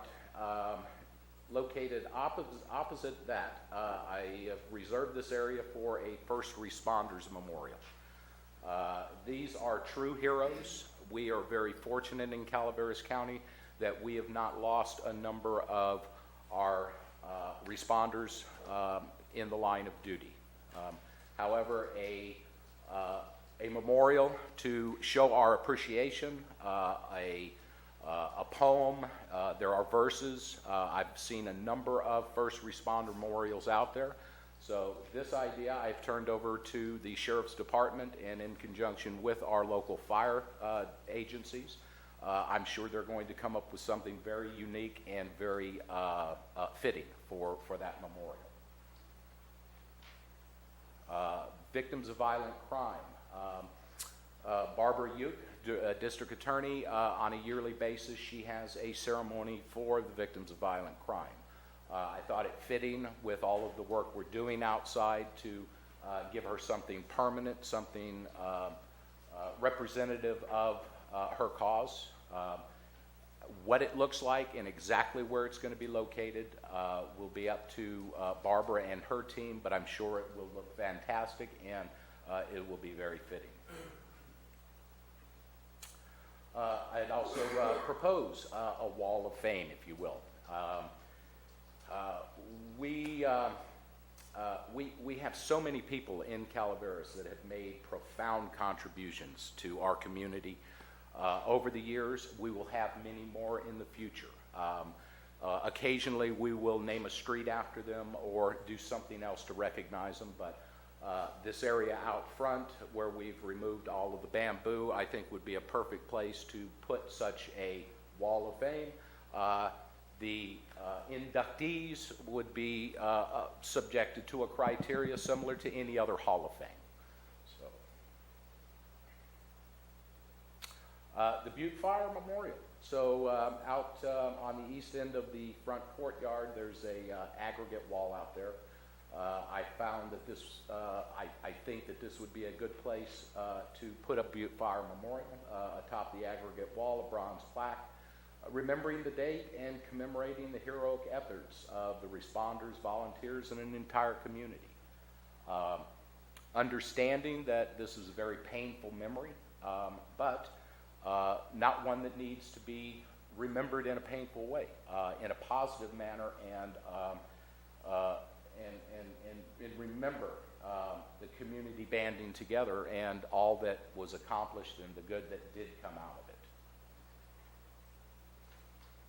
of it. Not forgetting the board. Many counties that I've been through have a plaque in the board area that commemorates those who have served. I was surprised coming to Calaveras as an employee and a citizen that there is none here. So I would suggest that we look at a formal plaque in the board foyer that lets us know who the members of the board for any given term were, and we can see how their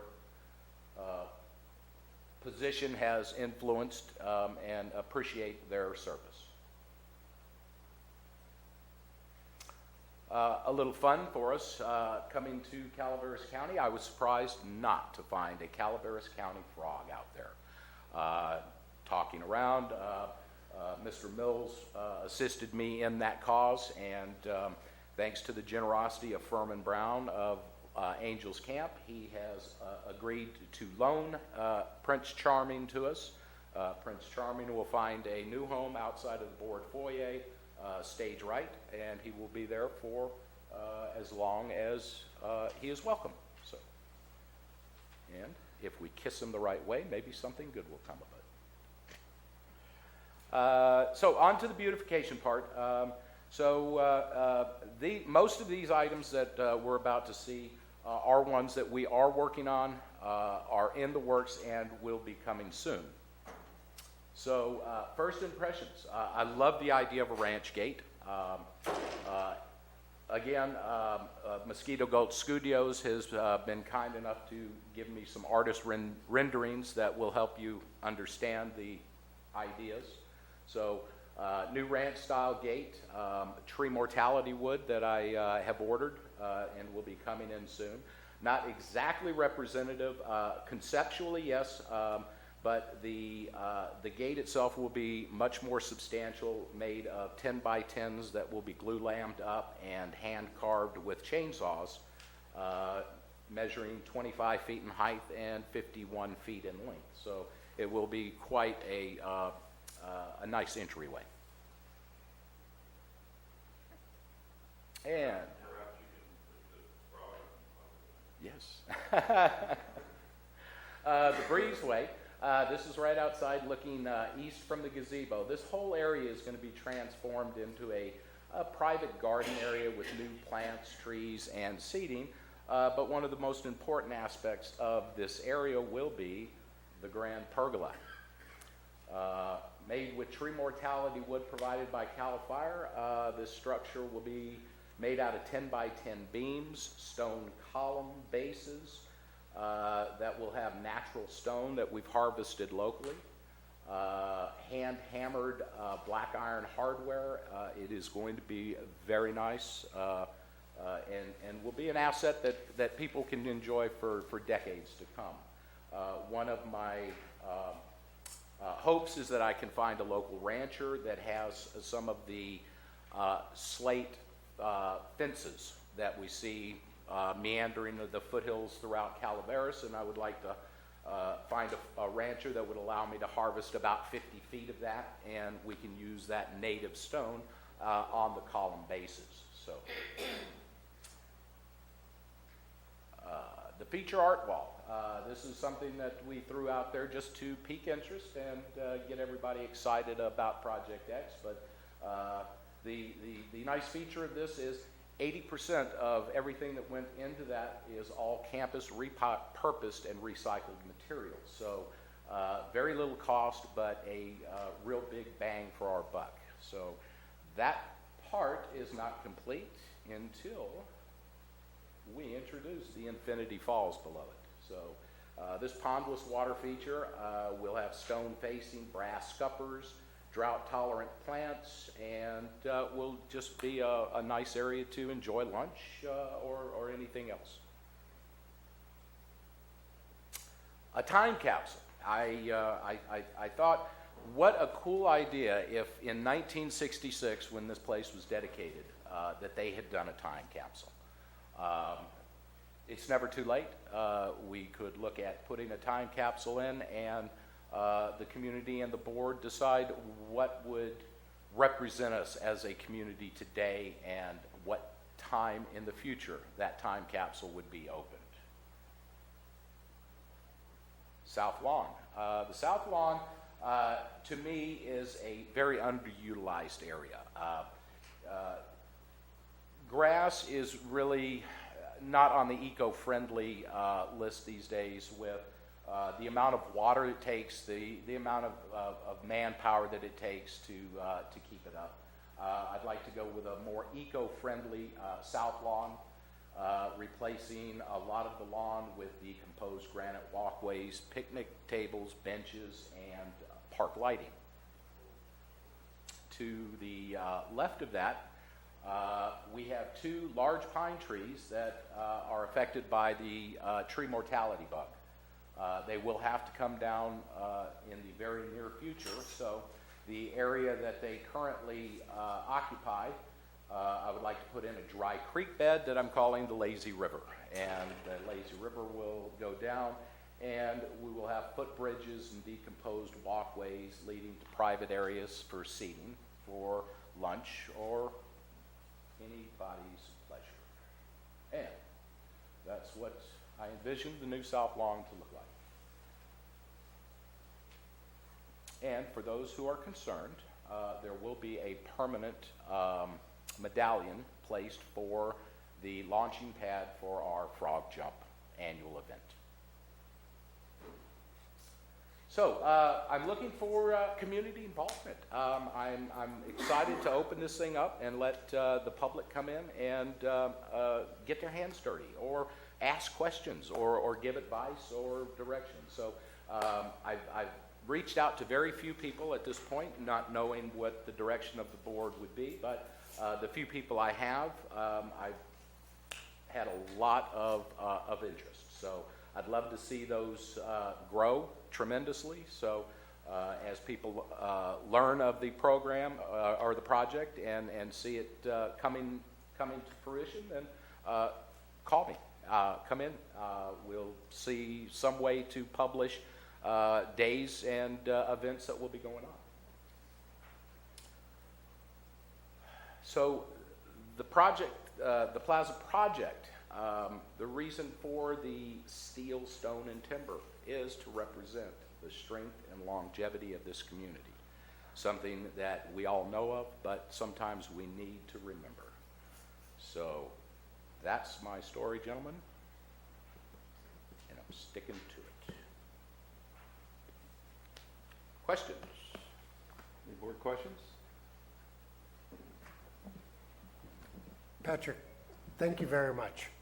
Thank you for your vision and your energy in trying to lift this place up. 50, almost 60 years of paint is a pretty good run. Yes. I assume that, that's one of the first things we'll be taking on. How do you see this rolling out over time, and how should we as a board prepare to support you in this effort? Well, currently we have already begun the process. Power washing started last week. As soon as this new rainstorm comes through, if the colors are met with approval, sometime within the next week to 10 days, paint will start out front and then proceed around campus. The various parts of the beautification process will again begin immediately. Some of the historical and monument type activities are things that you guys should just consider as upcoming possible activities that community involvement may push your way.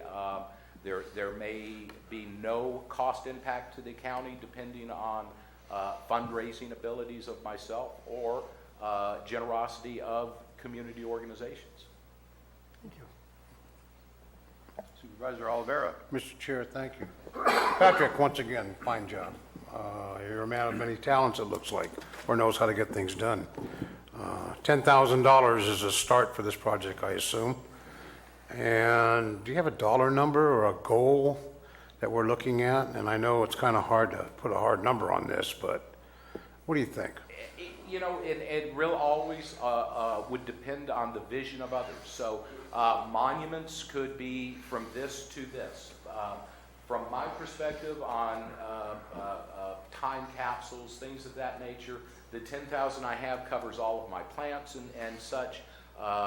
Every dollar above that is going to be well allocated. So I wouldn't want to throw out an item of 50,000 would take care of soup to nuts everything, because it all depends on the vision of the sheriff's department, the DA, of the board. So I don't think it's going to be a deal buster at any level. And once again, a very vague question. What's your timeline? 5 years? 3 years? Oh, no. I would like the vast majority to be ready for public dedication before the Butte Fire Memorial of this year. So September is my mark. The South Lawn rehab obviously would not fall into that, but the vast majority of the components within the general area out front, I would like to have all ready for a ceremony prior to the Butte Fire Memorial this year. Wow, that's right. Well, let's see if we can do that. Yeah. Supervisor Mills. Yeah, I'm thinking, for instance, on your first responder idea, that if you reached out to the local fire districts and the medics on ambulances and all those, that they would just so enjoy the opportunity to put something together to represent their comrades who have served over the years. So everybody who can put their hands on it and have a piece in what it is, it will help to represent this county as a whole and how we are communities, and we can come together. So it means a lot that you started the vision. Now it's up to others to help you to see that through. Exactly. So I appreciate what you've done, and I also appreciate Mr. Brown and his wonderful donation. Public comments. Let's see, we have a public member. Al Segala, Taxpayer Association. I too are really grateful for what you're doing. This may be a little bit late, but in Copperopolis, we were able to fund a memorial and flagpole by selling bricks, engraved bricks. You could buy a brick for $100 and your name would be engraved on it. You got room for 1,000 bricks? Excellent, an excellent point, and one of the aspects of the project are park benches that will be made out of tree mortality wood.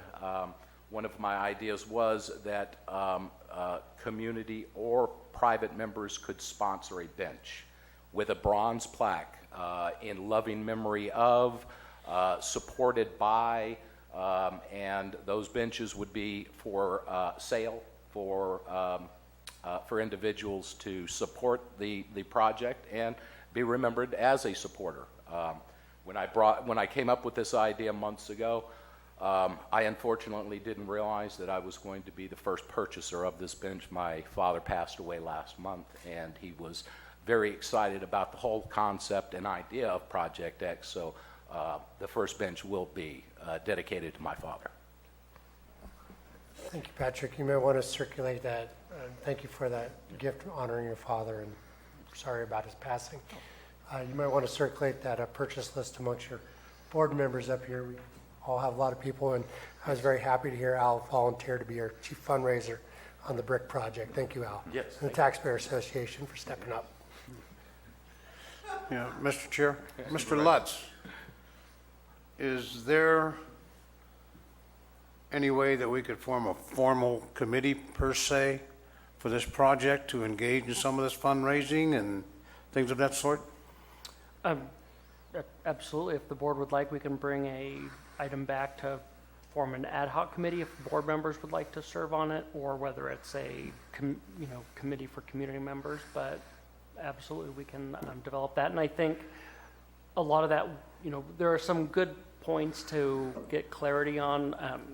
Council and I were just going back and forth on talking about, rules established for dedicating or naming the benches, things like that, so that we have some consistency and make sure that everything is conforming to, requirements for a government organization. Mr. Chair, could we poll the board for that to give some direction to admin? Sure. Supervisor Garamendi, you have a comment first? If I can, I agree with you. We have to follow the rules, but I'm always concerned about us forming committees that slow down somebody who's moving quickly, doing the right thing, and I'd hate to burden you with more bureaucracy than you have to deal with on a daily basis. So I would hope that we would all be advisory and let the man who's on the field quarterback it into the end zone. If I could also add to that piece too, I think our goal was obviously anything that involves the aesthetics of the campus is a board, something that we want the board to weigh in on, which is why we were having this discussion. And I think Patrick has been moving at a good clip and trying to vet things as much as possible. But we definitely are committed to bringing this back to the board as each of these milestones are met, to make sure that everybody's still on the same page, if that helps allay some concerns.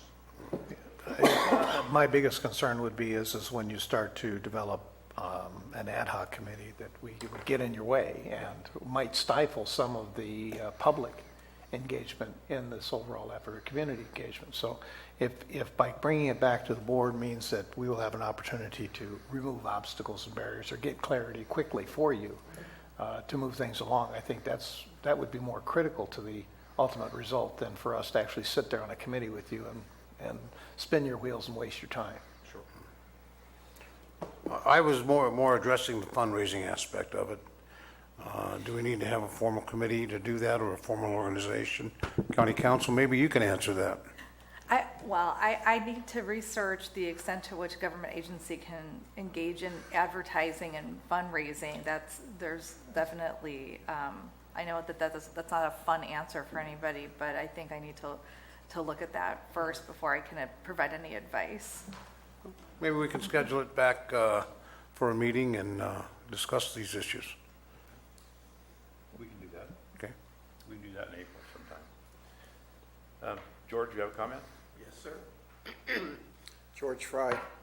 Patrick, you're amazing. You're absolutely amazing. I love it. I love it, the speed that you're going at. Don Cuneo was on this Board of Supervisors for 20 years, from 1966 to 1986. He lives out on Calaveritas Road. The Cuneo family came here in 1848, and there's a book about the whole Cuneo family and Calaveritas. So that may be something for you to look at and talk with Don. He's amazing. He was a tin can sailor in World War II in the South Pacific. I read about his ship. I just finished reading the book, The Last Stand of the Tin Cans Sailors. And it was really pretty incredible. I had written down bricks also. We've done it in veterans projects, over in veterans, the place in Sonora and down at Valley Springs. I have a suggestion that maybe Lowe's will give you the paint if you seek them out. They're pretty good about those kinds of things. We have in veterans things sought them out. So that'll save you a lot of money. I'm really excited. I mean, I can visualize this project, and it's great. I'm a big time history buff of not only of Calaveras County. When I first came here, I read everything I could get my hands on. And I also, and there's a book that was autographed for me, and it's When They Rushed In, and it's about the gold rush here. And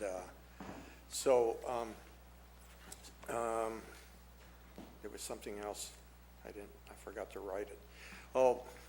I'm about to launch a project that will raise $150,000 for the Calaveras Unified School District. And in the project.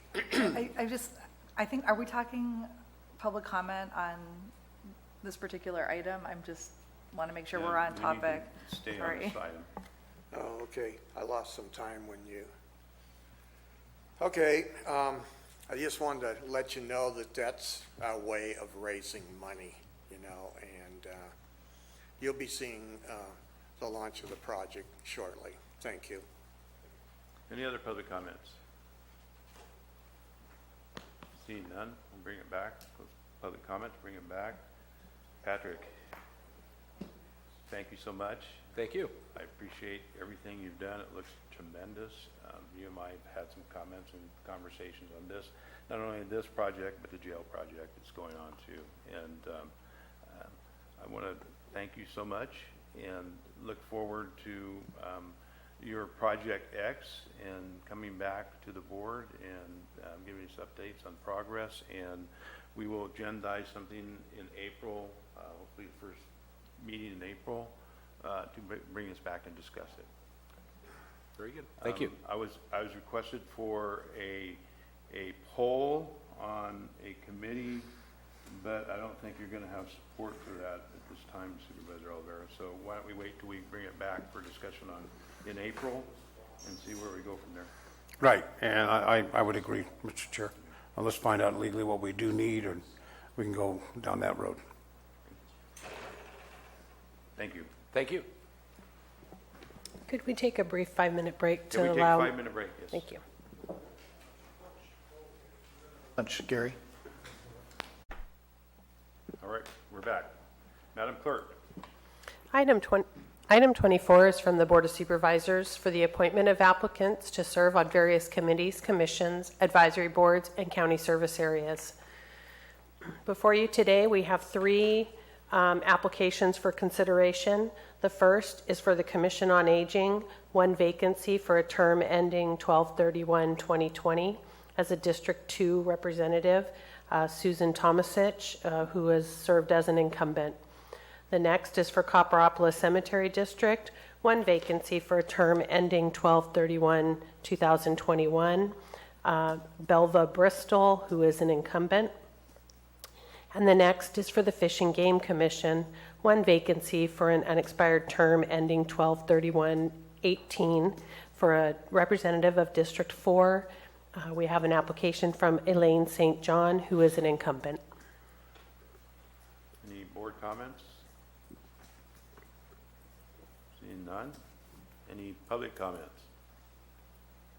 Seeing none, bring it back to the board and we'll take a motion encompassing all of them. I would move that item. Okay. Have a motion by Supervisor Mills. Excuse me, Clapp. It's close. Do I have a second? Second. Second by Supervisor Mills. Call for a vote. All in favor? Aye. Opposed? Passes 5-0. Excuse me. Moving on to the next item on the agenda. Supervisor announcements. In compliance with AB 1234, chaptered as Government Code Section 53232.3D, board members shall provide brief reports on meetings they attended at the expense of the local agency at the next regular meeting of the legislative body.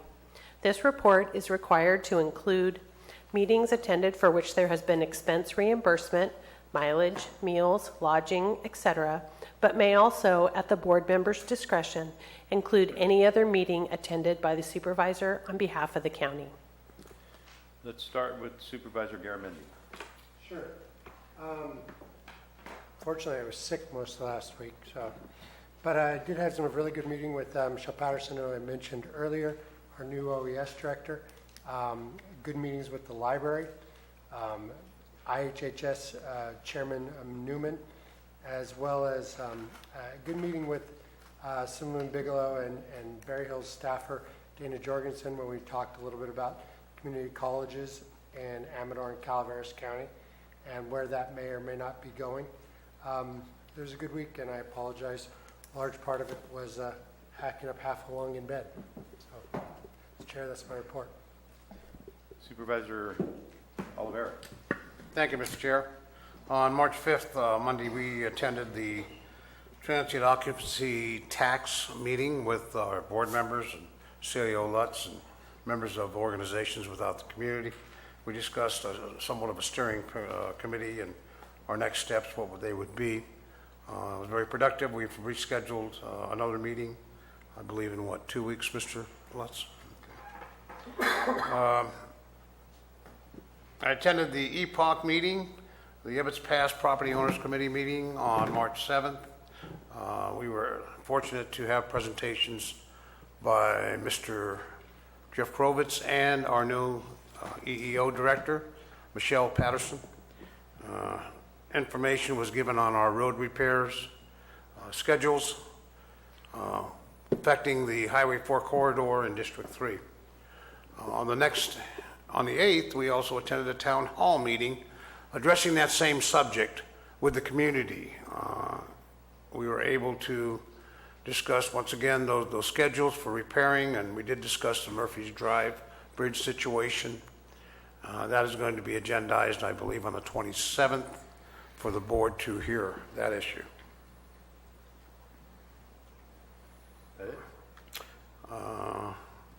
Give me a moment, sir. I attended the Chamber breakfast also on the 7th.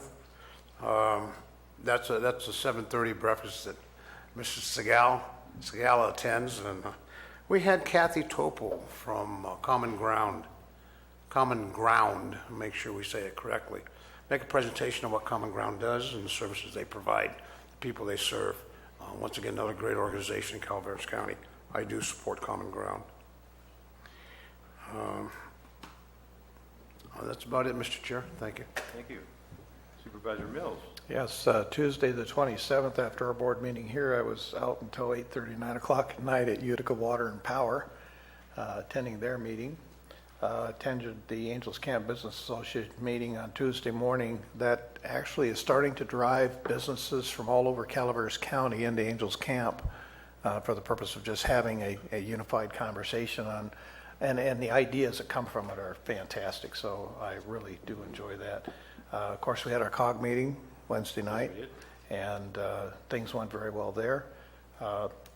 We had a small business meeting in Copperopolis and also in Angels Camp. SBA was put on by the chamber, and it was very interesting in attending both because each group had very different needs or challenges or goals or desires, whatever you want to call them. So they were thinking of the presentation, but they were coming away with some very complete different concepts of how they thought that would come about. I wanted to get to the one in Murphy's, but I didn't get a chance to do that. There's going to be coming up tomorrow the Eastern San Joaquin Groundwater Basin Authority meeting in Stockton, and then on Friday I will be in Mountain County's water meeting up in Auburn. So that's all I have on the calendar for now. Supervisor Clapp. I attended the TOT meeting with Mike, and I also attended the Area 12, which is the first one we had this year, in Tuolumne. And had the CSA #1, we had a meeting the first of this month. And I attended the Homeowners Association in La Catena, and they'll probably be sending you a letter, or myself, because they're having problems with a turn pocket on Highway 26 there, where there was a fatality there about 3 months ago.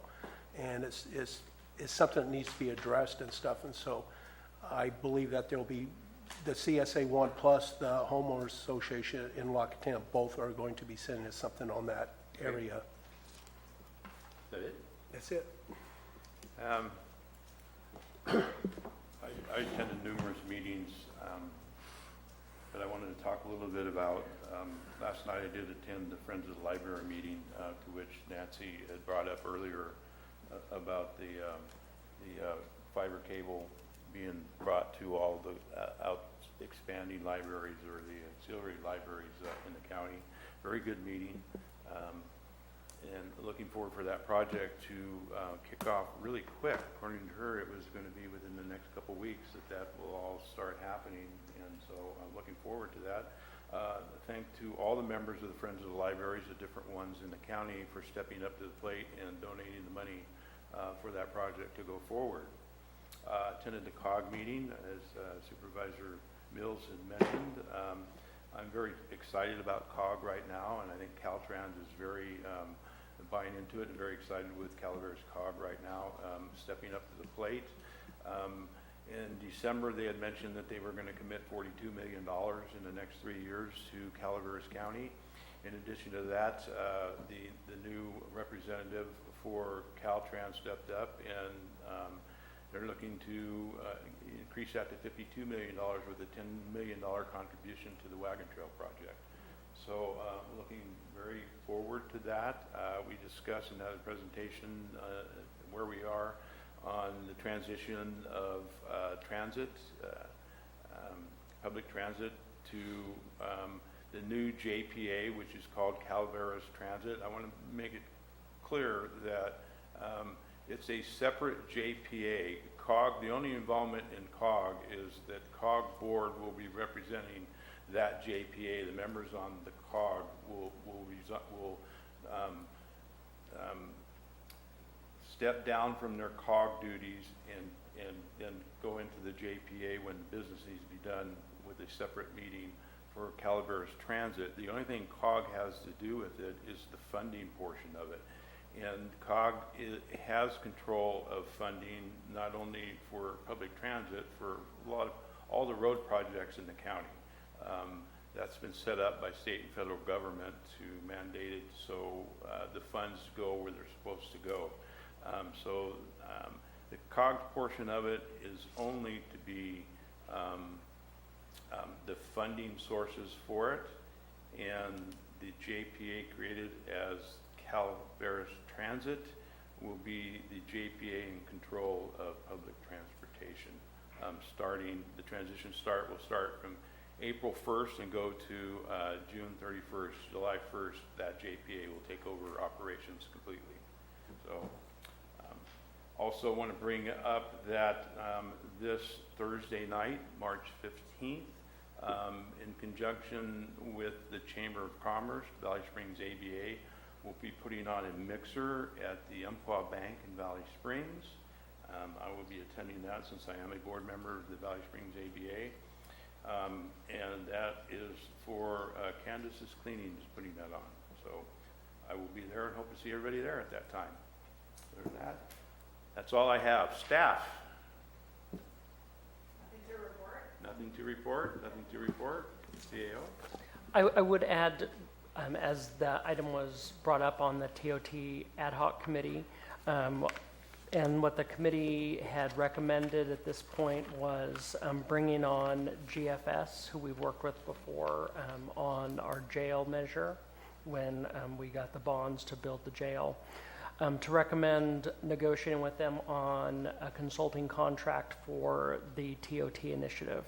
I had an opportunity to speak with Lori last week to kind of talk about what we were looking at, with the then hopes of bringing this as soon as possible to the board for consideration of an agreement on on serving as a consultant and helping operate focus groups, do the research, some of the canvassing for a TOT initiative. So that will be coming to the board shortly.